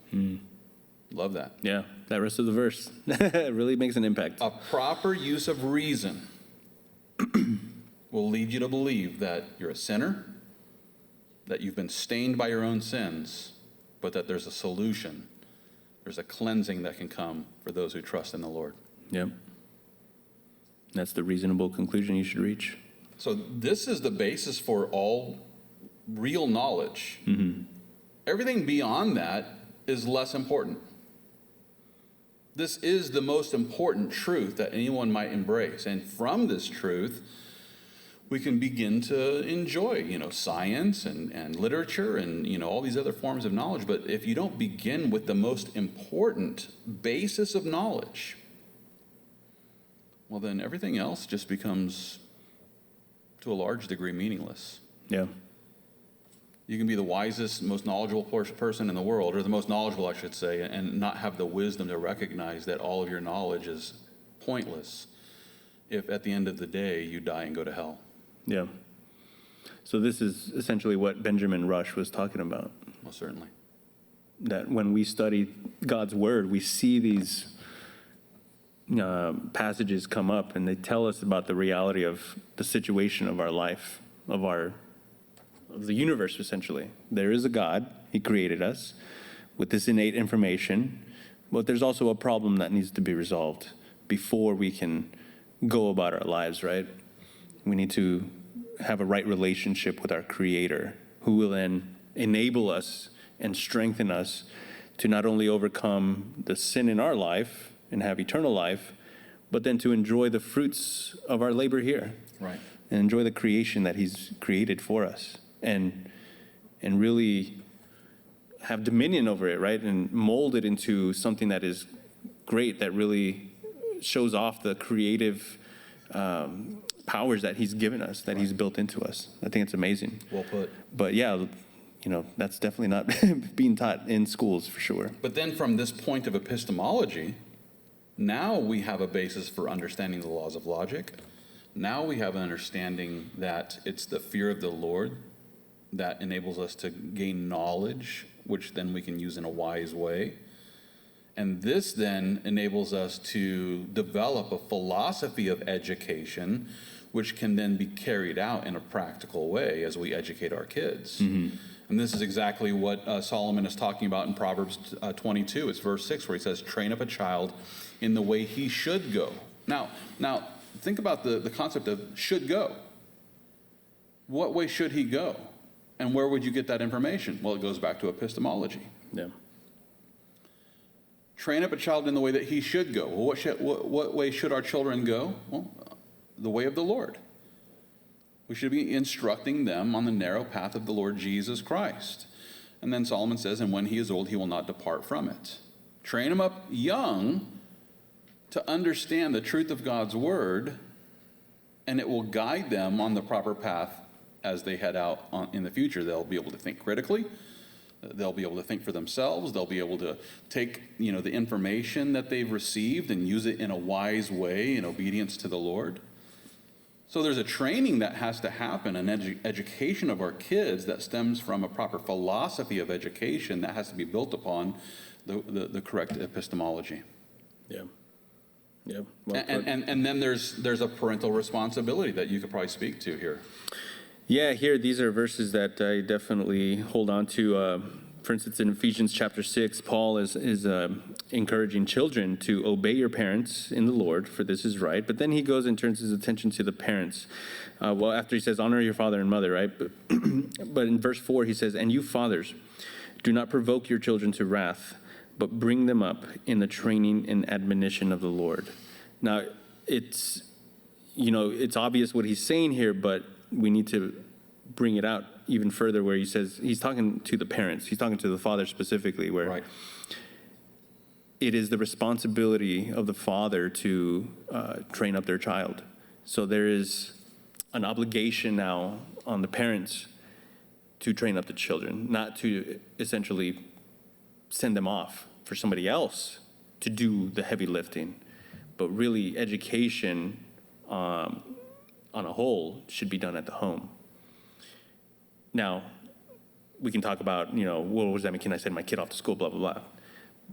What I am going to say is that parents do need to take a much more involved approach with their children. So if you send them off to public school, mom and dad need to spend a whole lot of time making sure that what they're being taught actually lines up with the scriptures. Yeah, more than likely, yeah. But yes, that involvement needs to be there. But if you have the bandwidth and are able to engage in homeschooling, would you say that might be a better approach if yeah, the ability is there? Yeah, especially given what we talked about, where the current state of our schools are, and then just the fundamental, philosophy of it. Yeah, for sure, that schooling should probably be done at home, or at least in a setting where that the instructors share the same worldview as you, right? Yep. I will say this, my friend who once was a teacher is now is a pastor, but I remember talking to him and asking him, like, what's up with the education system? This was over a decade ago, but he mentioned something that rang true, where he says, when we have parent-teacher conferences, the parents that are showing up to these conferences are usually the ones that don't need to be there. He says it's the ones that aren't at the parent-teacher conferences. Those are the ones that, man, you wish I need to speak to you about how your child is doing. Yeah.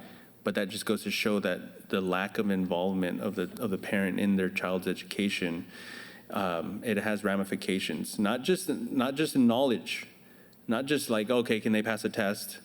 No, because when you are putting your kid in that whole public education system, they are learning so much more than just academics. Right. There's a whole worldview that comes along with him. And it's sad to say that the sexual revolution has helped to create this scenario where, kids are being encouraged to engage in sexual activity at a very young age. And so you end up with a lot of teenage moms with a father who is no father, a mother who isn't prepared to mother, and then a relationship that is probably going to break apart, so that you end up with a single mother raising 1, 2, 3, however many kids, and so she can't show up to these PTA meetings, and the reason why is because she's working 2, 3 jobs to be able to afford the kid, because the guy isn't interested in paying child care, or child support, I should say. And so, and then you have, organizations like BLM come along who, insist that they're trained Marxists. And when you look at their platform, it's that they're opposed to the nuclear family, which is a mom, a dad, and children. Mm-hmm. And so the minute you work hard against the nuclear family, what you're also doing is you're you're placing this child into the hands of the government via the public school system, which has an agenda to force into their minds, something that really doesn't stem from a biblical epistemology. And so it's just a self-perpetuating problem. And it's just getting worse and worse and worse. And I think by design. Yeah. Yeah, and this is, a lot can be said, and we can go on and on about it, like, what should the parents' approach be? But I think one thing that we can leave the parents with is essentially, in the same way that when we're raising up our kids and we're really trying to protect them from a lot of the things in the world, it's, for a lot of parents, I believe that there's just an assumption that, well, they just got to go to school, so we just ship them off to school. And there really is no question after that. But I would just encourage parents, to take a step back and begin asking those questions and say, why do we even have this public education system, and what are the philosophies behind it, and are there other options, essentially? Something that where I can raise my kid based on this epistemology. If I want my kid to have the proper epistemology, is there an educational system that I can look for that will provide that? Because that's what I want for my kid, essentially, to know God first, and then the rest, God will work it out. That's where it gets into, okay, we're going to get into that in our Q&A session, but anything else to add on the scripture part? Well, I just think, you brought up the challenge for fathers to train up their kids, but Solomon also tells us in Proverbs chapter 1 that the fear of the Lord is the beginning of knowledge, but fools despise wisdom and instruction. And then he says, my son, hear the instruction of your father, and do not forsake the law of your mother. So we see, Solomon calling both mom and dad to be there and to be instrumental in the education of the child. He says, hear the instruction of your father. Do not forsake the law of your mother, for they will be graceful ornaments on your head and chains about your neck. Yeah. And so the education of a parent, mom and dad, is crucial, for the child to then grow up and enjoy the lovely beauty of being educated well. Yeah, and that's where if we kind of take a step back and look at the stuff that we've been bringing up today, when we look at where we've come from, that's the way education used to be handled. Was that you had the schoolhouses, but it was all in the family. The mom was the one leading the education. There you go. Don't make you go back to the 50s. No, you had the little schoolhouses, but it was all within the family, and they took it, that was their main priority. We will raise these children up and educate them. We're not going to leave that to anybody else. Right. Because these are our children. It's my duty, it's my responsibility to raise them up and train them in the way they should go. So they took it to heart. Yeah. With all this, maybe we can sum up what we've been talking about and then head into short Q&A point here. But we've looked at the problems of our public education system. We've looked at it's really not, improving in a way that it should be based on how much we're spending per kid. Spending more money, getting less payoff. Yes. And then we looked at the philosophy behind education, and where it stemmed from. And we took a look at what did education used to look like and what were the foundations there, Christian foundations. But we've gotten into now secularism, Marxism, cultural Marxism, and those are really infiltrating our education systems today and educational thought, and even somewhat the church today. And really, that is bringing us to the point where, our educational system has failed us. But in order to... So you give it an F? Yeah, I would give it, if I could give it lower than that, I would. Abolish it, done with it. What kind of curve are you using? Yeah.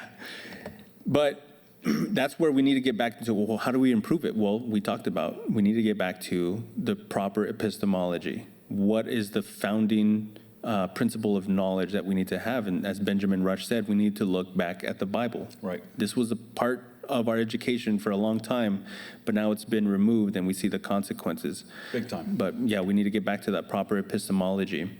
And so as far as, for our viewers out there, hopefully you can kind of trace with us and just look back at the history of education and see where we've come from and where we're at now. And hopefully now you can see that Christianity's role in education is immense. It really is fundamental. Without Christianity, without God, you have no reason to believe in reason, and you don't have education at all. And it was only, and as we mentioned, it is only through the tradition of Christianity that you have the educational revolution and the scientific revolution. And anything that has made progress in culture has come from Christianity.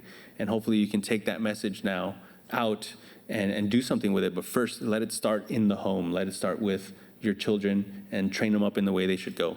Good summary from an educated man. Yes, I had to. Otherwise, simple words. I'm kidding. So let's enter our Q&A session. It's going to be a real short one, but we got some questions here queued up. Again, if you want, if you have any questions that maybe we're not going to get to today, but feel free to email those in. You can email outreach@calvarysouthausten.com. And, we can answer them at a later time. But we got some questions queued up here. Let's see. What can parents do to stand up against the public schools agenda? And that's really that's one of those lingering questions, I believe. Yeah, that's natural based on our conversation. So what can parents do to stand up against the public schools agenda? Maybe you can speak a little bit about your experiences being part of, across the street. I guess you were involved a little bit there. Yeah, I sat on the, a community board there at Crockett School for a little while, and helped to make decisions, for the school system there.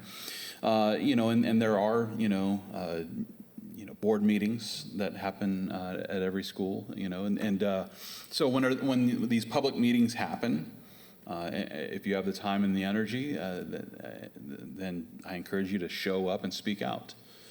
We certainly see a lot of videos of people who are going and speaking out, at these public school meetings, where they're speaking out against, masks and mask mandates at schools and these sorts of things. And, I always love seeing reasonable, calm, passionate parents who have facts on their side, and they take a stand at these public school meetings, and just basically speak out against the agendas of these people who are sitting on these school boards and enforcing their cultural Marxism and unconstitutional mask mandates onto our kids. So if you have the time and the energy, go to these public meetings, show up at PTA meetings, show up when teachers are having parent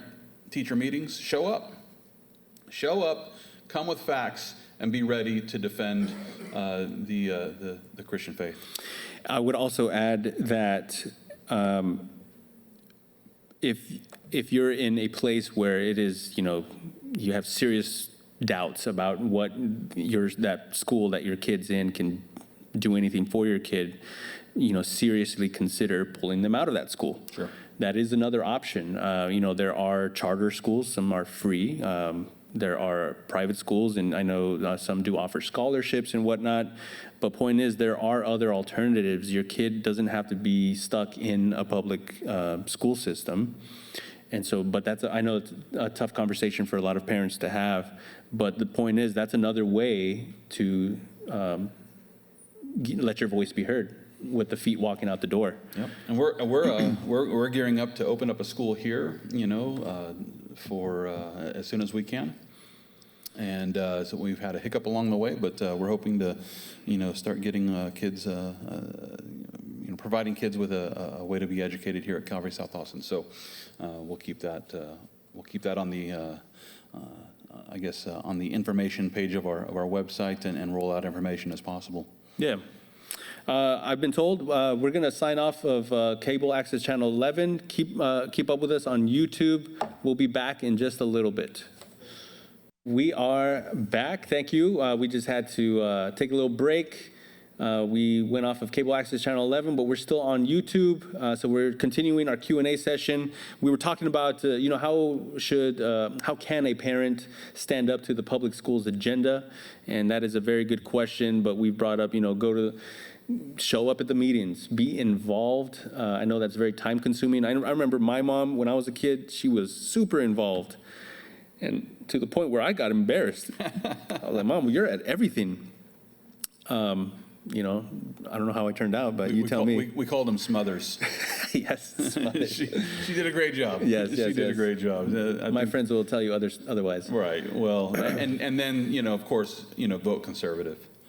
Yeah. So vote you know. vote what makes biblical sense. Yeah. But I will say this, so we talked about also removing your kid from the public education system, and I think that speaks volumes, especially when you see statistics like this over and over, but you see that the school is requesting more and more money, and it just does not make sense. But at some point, as with any institution, if it has to fail, it has to fail. So the only way it's going to be done is if parents begin removing their kids out of a failed system and giving opportunities for other up-and-coming schools, especially ones that line up with your values, giving them a shot, and letting the public school system know that I'm not going to stand for this anymore.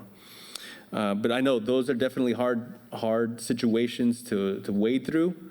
And hopefully you, the viewer, if you're pondering this question, hopefully you have a community, a Christian community around you that can support you, that can help you, and maybe you can find some other like-minded parents there that will join you in that fight. So pray about that. Good question. Here's another one. How do we combat evolution? Evolution. I'm assuming they're talking about evolution. Yes. Or evil lotion? Evil lotion. Maybe that's it. Would that be Jergens? I don't know. But so evolution, you know, is something that, of course, is being taught in public schools. And I believe that as far as a parent goes, one of the best ways that they can you know, I guess combat evolution in the minds of their children is to make sure that they're providing their kids, you know, with a creationist response to the things that they're learning, which would take some time for you to sit down and look at what they're learning, and then provide kids with resources on the creationist point of view. You know, for example, Answers in Genesis is a perfect resource for going and finding things that are written at their child's level, you know, at every level. You know, and so you can provide your kids with resources and arguments that support the scientific basis for believing in creationism. And so as they continue to learn evolution in the school system, just make sure you're there providing them with the materials for understanding the creationist point of view. Yeah, very, very good. Something you brought up earlier in our discussion was it would be wise, I think, to invest, if your school's not doing it, but invest in your kid by teaching them critical thinking at an early age. Right. So by the time they reach those science classes where they're now, you know, being shown evolution or taught evolution, they can at least have the wherewithal to start asking smart questions to their teachers, and questions that I'm sure their teachers probably have never had to answer. Yeah. And that might make them think. Like how do you have petrified trees in the midst of multiple strata? You know, why is it that we find, you know, the remains, the petrified remains of many different kinds of animals, all in the same stream of mud, that animals that don't belong together, as far as we understand it? You know, there's so many good questions that you can ask along the way that it's not hard to help kids to recognize the irrational basis for Darwinian evolution. Have you ever considered taking the Billy Madison route and just going back to school at your age now? That would be good. That would be funny. I remember at UT, we were passing out a flyer for a video that focused in on Mount St. Helens eruption. And from the Mount St. Helens eruption, we see how quickly new strata can form. There's a 600-foot deep canyon that looks just like the Grand Canyon, same layering, and it happened in 3 different events on 3 different days. And so, it just really became a geological wonder on how petrified forests can form and how canyons, can form just very rapidly. And it was, hands-on science where we knew what Mount St. Helens looked like before the eruption. We know what was created from the eruption and how long it took. And so, it was just mind-boggling to see, how much of this was actually supporting the young Earth creationist point of view. And so we were showing, I had a campus organization at UT at that point in time, and we were inviting students to come and watch this documentary on the Mount St. Helens eruption. And one of the professors at UT walked up and took a flyer, and he looked at the flyer and he said, "You don't believe in this stuff, do you?" And a little bit more colorful, but yeah. And I said, "What, you mean you don't?" And he goes, "I'm a, professor here at UT. I teach biology." And he asked me, "Have you ever taken a college-level biology course?" And I responded by asking, "Do you mean to tell me that everyone who takes a biology level or a college-level biology course automatically becomes an evolutionist? Because if that's what you think, I can give you a whole list of biologists who are young Earth creationists."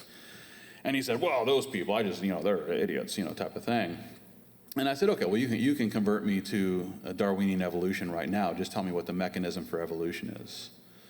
And his response was this: "Well, I guess I can see you've studied these things." And I said, "So, right, you don't have an answer, right?" And he goes, "Ah," and walked off, right? Rebel. He grumbled walking Pulled off his mask. It's like, yeah, you don't have an answer to the question, because I took it right down to the reduction. I love a reductionist argument. Mm-hmm. Take it right down to the ankle bones of your argument, and I cut your legs out from underneath you.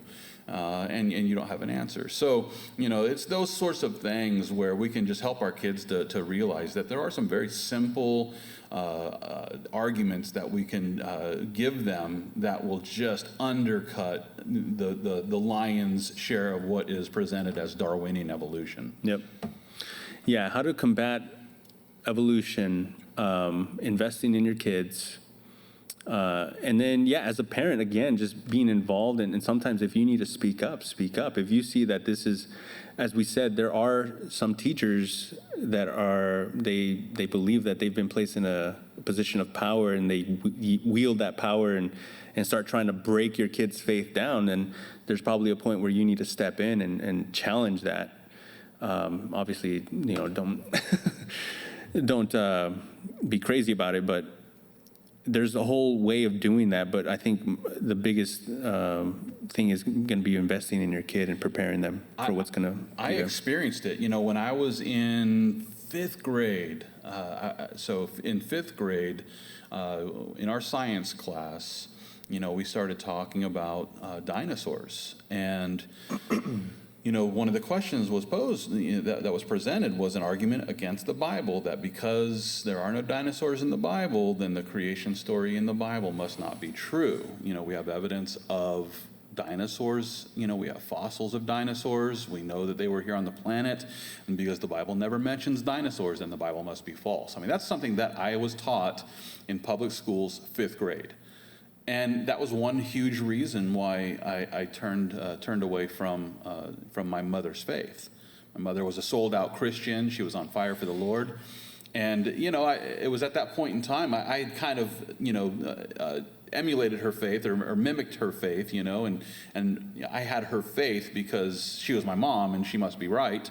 And then all of a sudden this science teacher just basically blew my mind, made me start questioning the Bible, and I just ended up when my mom died of cancer later on, it was just kind of like I just walked away from the whole thing. And one of the things that brought me to Christ was when the guy that was witnessing to me showed me dinosaurs in the Bible. And I was blown away. The whole time they were there in the book of Job, Behemoth and Leviathan. When you look at the descriptions, they sound just like what we call dinosaurs. Now, the word dinosaur was invented in the 19th century, so we shouldn't expect ancient Hebrew to include the word dinosaur.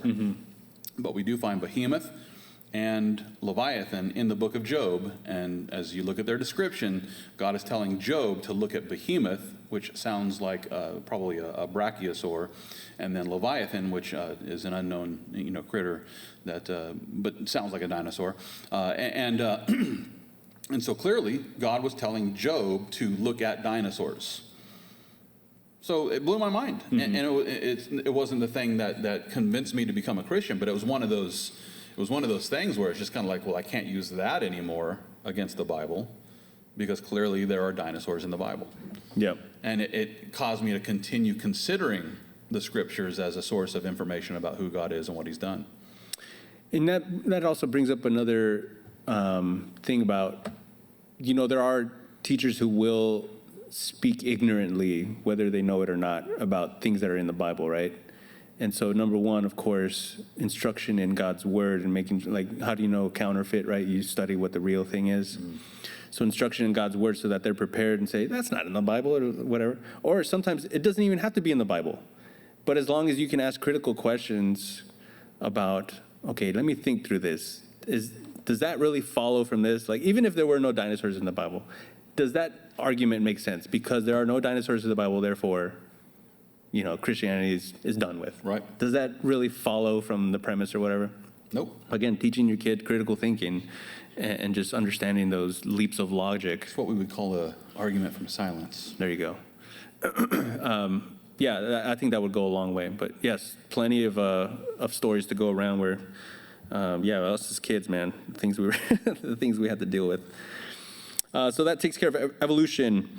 Let's see, another question. How could there be, or should there be, prayer in school, even though there are children from different religions attending? Oh, interesting. No, it's a great question. For me, it comes back down to that at this point in time in our society, I'm glad there's not prayer in school, and I'm glad the Bible's not being taught in school. You want to elaborate on that? Sure, yeah. Like if the Bible were being taught in school, who would be teaching? Will they bring in a solid Bible teaching, pastor, or someone who has a solid Christian worldview and an understanding of how to exegete the scriptures? Or would it be some, atheist or agnostic or Unitarian or, a Mormon or, who are you going to get to teach the Bible in a public school? Mm-hmm. Who's going to be leading prayers in a public school?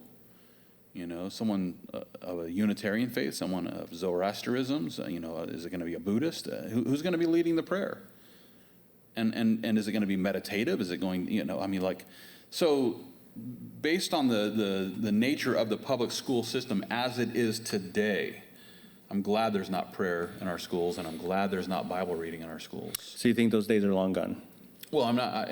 I would just say that as it is today, I would be a little concerned if I found out that the public schools were starting to teach the Bible. Yep. I'd want to know who's teaching. If they're committed to bringing in solid, Orthodox Christians to teach the Bible exegetically, I'm all for that. But I would want that written into the policy.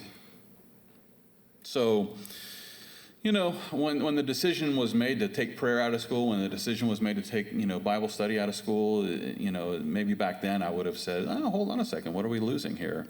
Now, in this day and age, I would probably prefer that kids learn the Bible at church and not in the public school system. Now, if we, and when we're able to open up the school here at Calvary South Austin, then chapel's going to be a part of the education. The Bible will be taught here as a textbook, right? So I'm all for, the Bible being used in public education, but as far as the public school goes, I'm a little nervous about that. So then, a couple follow-up questions then. One is this a mountain that parents should die on? Is this something that they should really be fighting? Like, look, we got to get prayer back in school. Or are there other fights that we should be? I'm going for it. He's going. Get this fly. He's over there. All right. Is this a mountain that parents should be dying on, or are there other pressing issues that we should be focused on? As far as how much time and energy should a Christian parent invest in trying to get the Bible taught in their school? Or prayer, whatever, prayer or Bible taught in their school. Yeah, is this a top priority? Yeah, I would just say that you need to wrestle with the question, who's going to be leading it? Mm-hmm. And if you're okay with anybody leading it, anybody leading a Bible study, anybody leading a prayer time, you might want to spend a little bit more time and brain trust thinking that through, because next thing you know, your child could come home and say, hey, here's a Buddhist prayer that I just learned. Yeah. Is that what you want? So I think if parents really want to invest time and energy into getting the Bible back into schools and prayer back into schools, that there needs to be, some perimeters and some, I guess there needs to be some thought put into how do we also ensure that prayer is going to be led by Christians and that Bible studies are going to be taught by Christians. Yep. And then even defining what that is, because there's a bunch of organizations right now that are parachurch and trying to get churches together to do, community-wide activities and whatnot. And when you look into these organizations, they don't define a statement of faith, and they'll allow people outside of Orthodox Christianity into the organization. And it's just kind of like, I don't know. I mean, can two people walk together if they don't agree? Right. So I would just say that, if you do feel like the Lord is calling you to, try to get the Bible taught in schools and prayer back into schools, that you need to actually sit down and identify a statement of faith and dial into the program, that only people who agree with this Orthodox statement of faith can lead the prayer and or teach the Bible. Yeah. And that my other follow-up question then is, if you can't get it as part of the formal part of the school system, is there an alternative? Sure. And I'm thinking, these after-school organizations. Any parent can start. Or lunchtime, whatever. Yeah, any parent can start an after-school program.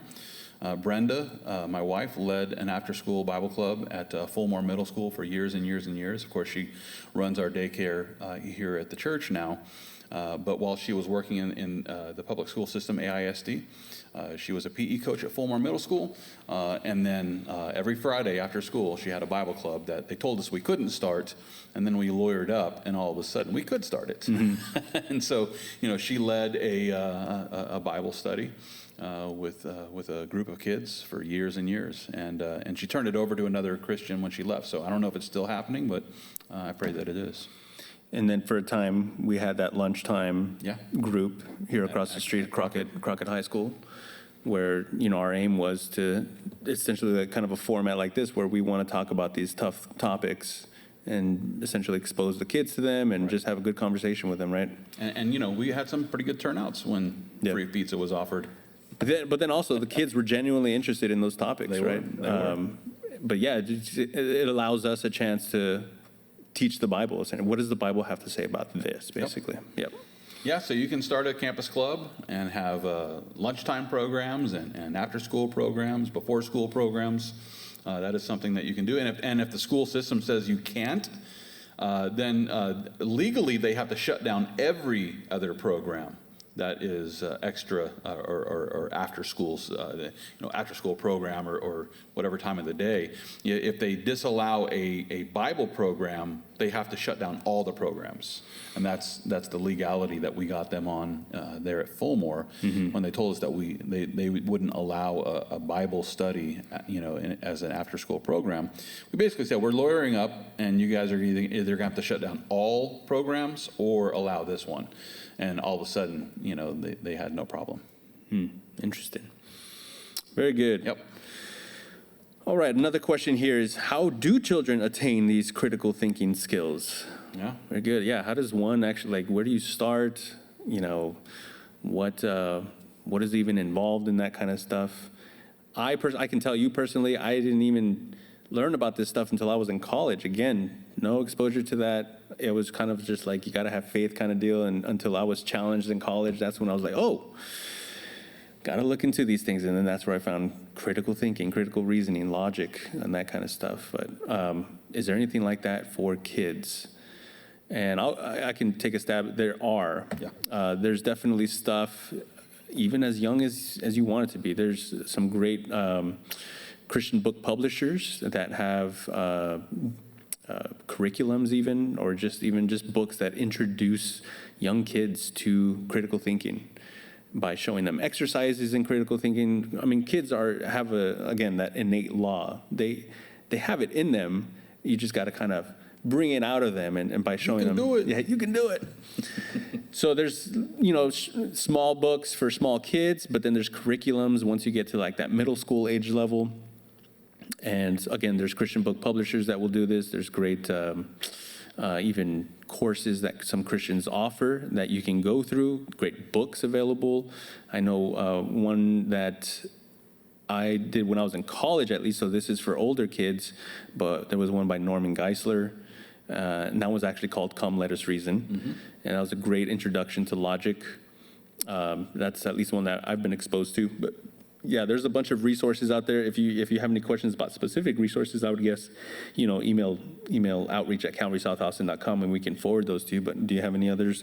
Well, so, beyond what you just suggested, which I encourage you to capitalize on the opportunity to pick Reuben's brain about the materials that he's been looking at, I would also point out that not only do you want to help your kids to have hands-on materials, but you, parents, should also take the time to study logic, to understand rational thought processes, to understand what fallacies are, and to be able to start being able to spot fallacious arguments.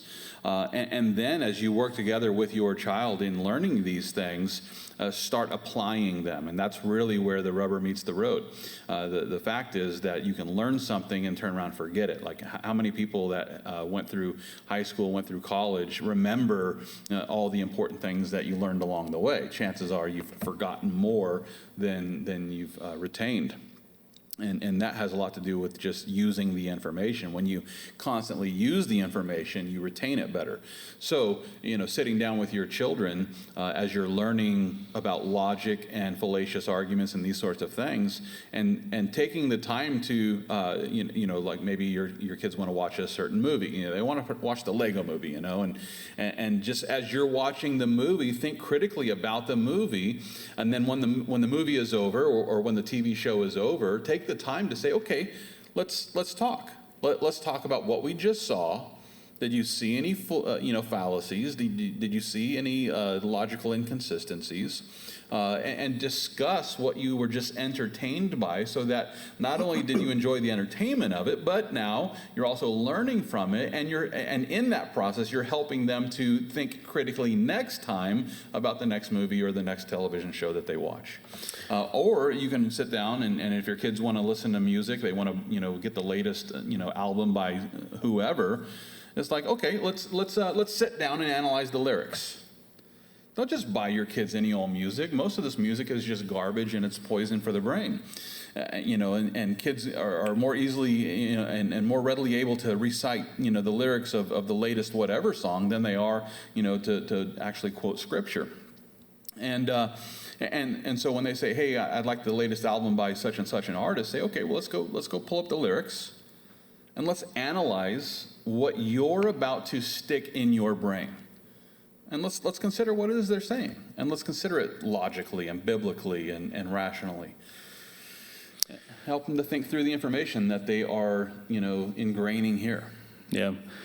That reminds me, there's a great book by a Christian philosopher. His name's J.P. Moreland. It's called totally forgot.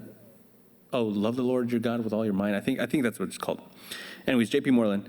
But he talks about that as Christians in today's generation, we've lost the life of the mind, right? We have the spiritual aspect, right, where we get super spiritual and we're totally into that aspect, but then we've compromised on the life of the mind, building up the life of the mind. And we can see it definitely in the next generation that we're raising up, where they're either hyper emotional, hyper charismatic, but then they neglect the life of the mind, or they've just gone completely secular and they think, the life of the mind is not really something that should be dealt with in the church. That's something I have to get outside and, what's waiting for them outside, right? But it's high time definitely for parents to build that up. It starts in the home. Like Bunjee was saying, that everything that you expose your kids to, make sure that start getting used to asking critical questions about everything that you're consuming, everything that's influencing your kids. But most importantly is definitely educate them train them up in God's word. As Paul told Timothy, to rightfully divide the word of truth, show yourself to be, Show yourself to be, what's the word? It just escaped me. Approved, there you go. But study to show yourself to be approved. But that's building up the life of mind. What was the second greatest commandment? Love the Lord your God with all your heart, soul, and mind and strength. And the mind is part of it. Yeah. And so, it's about high time that we need to take that, at face value and don't take it for granted, and really start investing in our kids' minds. Yes, it's called Love the Lord your God with all your mind. Very good. Thank you. All right. Very good. A couple more questions here. How do you feel about enrolling young believers into seminary, college, or seminary, basically? And would that be recommended for an average believer? As far as like seminary as an alternative to a secular college, I'm guessing. Maybe, I don't know. That's my guess. I'm going to take the question in that sense. That rather than going to a secular college, you might be looking for a seminary. And I would just point out that there are many seminaries that might as well be secular colleges. So, yes. Just because something is a seminary, I mean, all the colleges basically started out as seminaries to some degree. So I would want to look more into, what is the statement of faith, what is it that's being taught here, and who are the professors here, and what do they believe? I mean, these are all, questions that you might want to ask if you're attempting to, go to a seminary to walk out with an education, concerning the Christian faith, and walk out with the ability to go and become, a pastor or a leader in the church. Then you just want to look into, what school, what they're offering, what their statement of faith is. Are they Orthodox? Who are their professors? Are they teaching, garbage here?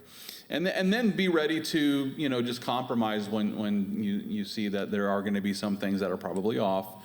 And then just knowing it going into the fact and being prepared for it, especially if you're sending your child there, just helping them to realize that, okay, there are going to be some people here who, are off base, and here's what we know about that, and move forward, cautiously. Mm-hmm. So, secular college versus a seminary, I think the dividing line is getting more and more blurry. I will make a distinction here. So seminary, if the person has in mind like a school that is dedicated to, after you graduate, you become a minister, like getting a master's in divinity or something like that, seminary. I'm aware of 2 colleges right now that are Christian colleges. They're not seminaries, though I think you can get like some sort of like actually, no. They're just Christian colleges. Mm-hmm. But their aim, so I'm talking about Biola University in California, Bible Institute of Los Angeles, that's what it stands for, and then also one in Houston called Houston Baptist University. But their mission really is to, again, basically go back to what Harvard and Yale used to be, but train up students in those basics of Bible, so biblical basics, and giving them a foundation for Bible understanding, but with the intent to send them out into like postdoctorates and PhD positions and getting your master's in something else, so that they can now place Christians, thoughtful Christians and really smart Christians in these academic fields, so that they can prosper there. But now you've given them that foundation first of all, and now you can send them off to go get their PhD and whatnot. Right. But they're grounded Christians, right? And so that's their mission. So I'm at least aware of those 2 Christian colleges. Yeah, and I don't know much about the one in Houston, but Biola, I've heard some good things about. So, yep. But then the second part of the question is, would that be at all be recommended for the average believer? And I'm guessing that we're talking about, Joe Christian, who is a college graduate, should they go back to college, I guess? Should the average Christian in, your everyday church in America go to a seminary in order to, I guess, better grasp the Christian faith or what have you? And to that, I would just say, that'd be a good question for the pastor of this person. I'm not going to give a blanket answer because what's most important is that we do what God is calling us to do. Mm-hmm. If somebody sat down with me and we prayed together and felt like God was calling them to go back to school and to go to a specific seminary or Bible college, then I would fully support that if that's what God was leading in that situation. But I wouldn't make a blanket statement that, well, all Christians need to go to a seminary or all Christians need to go to a Bible college in order to properly serve the Lord, when in reality, you don't really see even a basis for adult believers going off to school so that they can serve in the church. What you see in the book of Acts are Christians serving in the church. Mm-hmm. And learning ministry in that firsthand sort of way. So my challenge to the average believer, as what's being called here, the recommendation for the average believer is to plug into a church, to be faithful at that church, to make sure it's a Bible teaching church, preferably one that teaches line by line, verse by verse, and to, in the process of learning the scriptures in the context of church under the leadership of a godly pastor, start serving the Lord. And if the Lord then calls you to go off to a Bible college, to sit down with your pastor, have those conversations, pray together, and then make a decision that you think is according to the leading of the Lord. Yeah. Good answer. And I think we're here at our last question, which is a doozy. Here we go. It says, I like this. How can I beat pantheism, philosophical thinking with biblical truth? Education. Okay. This is the lightning round here. Okay, how can I beat pantheism, philosophical thinking with biblical truth? I guess we have to define pantheism just for our viewers, and then how do you defeat it with biblical truth? Follow-up. And then contrast it with panentheism. Do we want to do that? Might as well. How could I back up ontology with biblical truth? Okay, that's a new one. I've never heard that question before. All right. Well, let's start with pantheism. You got me, man. Pantheism. This is not one I've heard in a while, but pantheism is the idea that pan meaning all, and then theism meaning God. So the belief, and this is really more for those Far Eastern religions, like I would think like Hinduism really, but that all is God. And so you picture the idea that really everything around you is divine, and that you are merely part of the divine. Divine, the transgender actress? Something like that. But everything is divine, and so that's where you would think you get, some of those beliefs, right? Especially in those Far Eastern religions, right, where there's animals that are sacred, or certain things, objects that are sacred because they are an expression of the divine, right? And really, there is no afterlife. It's really because you're part of the divine, you're part of the ultimate reality, that after you die, you really just become absorbed into the all, into the reality. It's trippy to think about it. I think personally, I really rejected it early on when I studied it, just because of those fundamental things it believes about, the universe has to be infinite because it's part of the divine, and it's not infinite. And the fact that you really want to call everything divine, what are the implications of that? There was too many contradictions there, so I really rejected it. But how do you defeat it with biblical truth? I think you really just, Genesis 1:1, right? In the beginning, God created. I think that's the easiest one for me, is just that pantheism has to assume that the universe is infinite, and that really did it for me. I think the most common form of pantheism is Hinduism, which believes that everything is Brahman, but we live in the illusion of Atman, thinking that we're separate from Brahman, when in reality we really are all part of Brahman, which is, the fullness of deity, and so therefore pantheism. But the fact that you think you're individual and not part of Brahman is delusion, and therefore you're Atman. So, in other words, basically, the Hindu is being taught to think that they are part of Brahman, but they're not because they're Atman, but they have to convince themselves that they aren't individual, but rather part of the whole divine. So they have to deny themselves to accept themselves.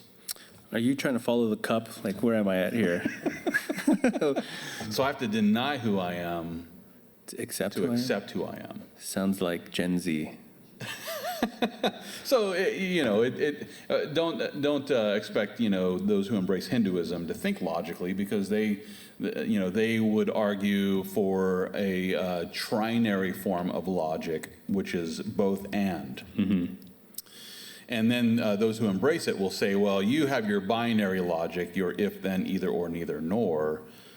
And I have my trinary logic, which is both and, that both of these things can be true at the same time, right? Both this and that. And I remember somebody approaching me one day and saying, well, your binary logic is bogus and it's antiquated. You need to accept my trinary logic. And I said, so what you mean to say is that I either think with trinary logic or I think poorly? And he goes, yeah. And I said, well, let me say it a little bit slower. So I either use trinary logic or I think poorly. And he said, I see what you did there. And he paid for lunch. So he wants to use my binary logic to justify his trinary logic? Doesn't make sense. So there are cases where both and logic is reasonable. For example, Jesus Christ is both the infinite Logos of God and a resurrected man. Both of those things are true at the same time. So there are cases where trinary logic makes sense, but it has to stem from binary logic: if, then, either, or, neither, nor. Mm-hmm. But just sum all that up, Hinduism is quick to reject binary logic because it has to rationalize the irrationality that I am in illusion, thinking I am an individual, when in reality I am part of the fullness of God, which I clearly am not. How do I know? Well, because I don't have all knowledge. If I'm truly divine and part of the infinite mind of God, then I would have enough of an infinite mind to recognize that my Atman is actually just delusion, and therefore I would give up and just become part of Brahman. So that's just philosophically dealing with Hinduism, which is the most common form of pantheism. But back to your point, yes, Genesis chapter 1. Yeah. You can use Genesis chapter 1 to beat pantheism. Round one. And how about ontology with biblical truth? How do I back up ontology? How would you back it up? So, okay, ontology. How would you drop it like it's hot? Yes, I don't want to. How do I back up ontology? So ontology would be the understanding of being, I'd have to understand more about what he means by ontology, but that's, how do you back up like just ultimate beingness with biblical truth? Again, that's, certain verses that just assume, well, first of all, the Bible just assumes the existence of God. So you have to understand what do we mean by God? God is the ultimate reality, the ultimate, being that exists. He's the only necessary being. And so even if I didn't have biblical truth, if I just had laws of logic, right, I would have to conclude that being is, you've talked about this before, just based on reason and logic. So I would still come to the same conclusion, but biblical truth, Bible assumes that God exists, but then also God makes it clear that, there's only one God, there are no other gods before me, there will be none after, that kind of stuff. That's the way I interpret that. Again, biblical truth, just understanding certain verses that talk about God's eternality, his infinitude, and just the assumption that God exists, and that's what makes sense of the world. As I take these two questions together, I'm assuming that he's probably dealing with somebody who might be arguing that everything is just illusion. Perhaps, yeah. Therefore, the Bible must be just illusionary. And in that way, in order to use the Bible to back up ontology, just take the largest Bible that you can find and just smack that person. Did you feel it? Was that real? Yeah. I'm joking. I am not calling for violence against people. I would just say that you have to. It really gets down to an epistemological dilemma here. How do we know anything? What is the basis of knowing? What is the basis of true knowledge?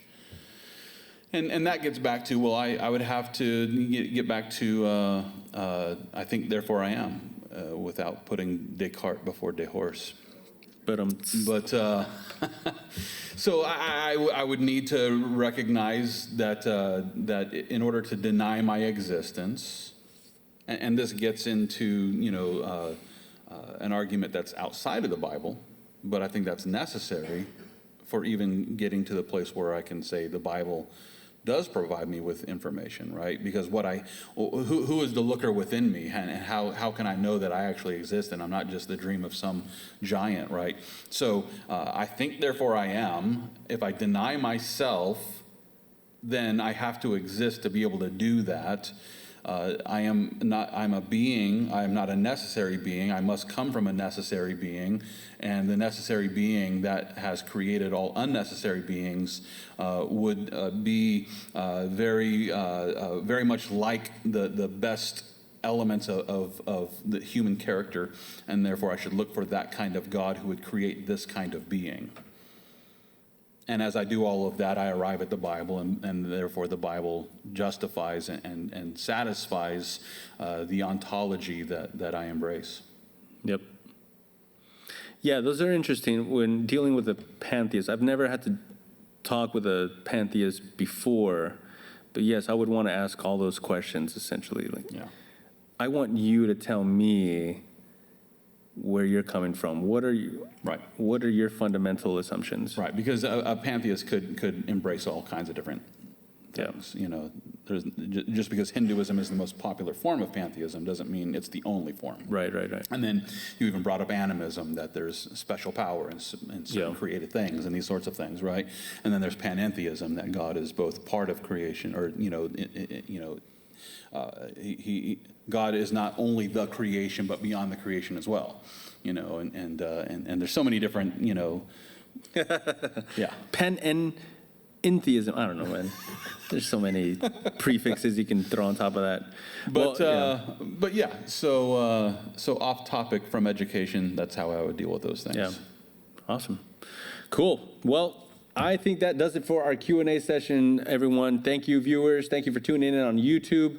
That does it for another episode of Studio 118. We'll be back next month, Lord willing. But again, smash that like button and hit subscribe. And we will see you next month. I'm Reuben. This is Bunjee. We are signing off. Good night. God bless.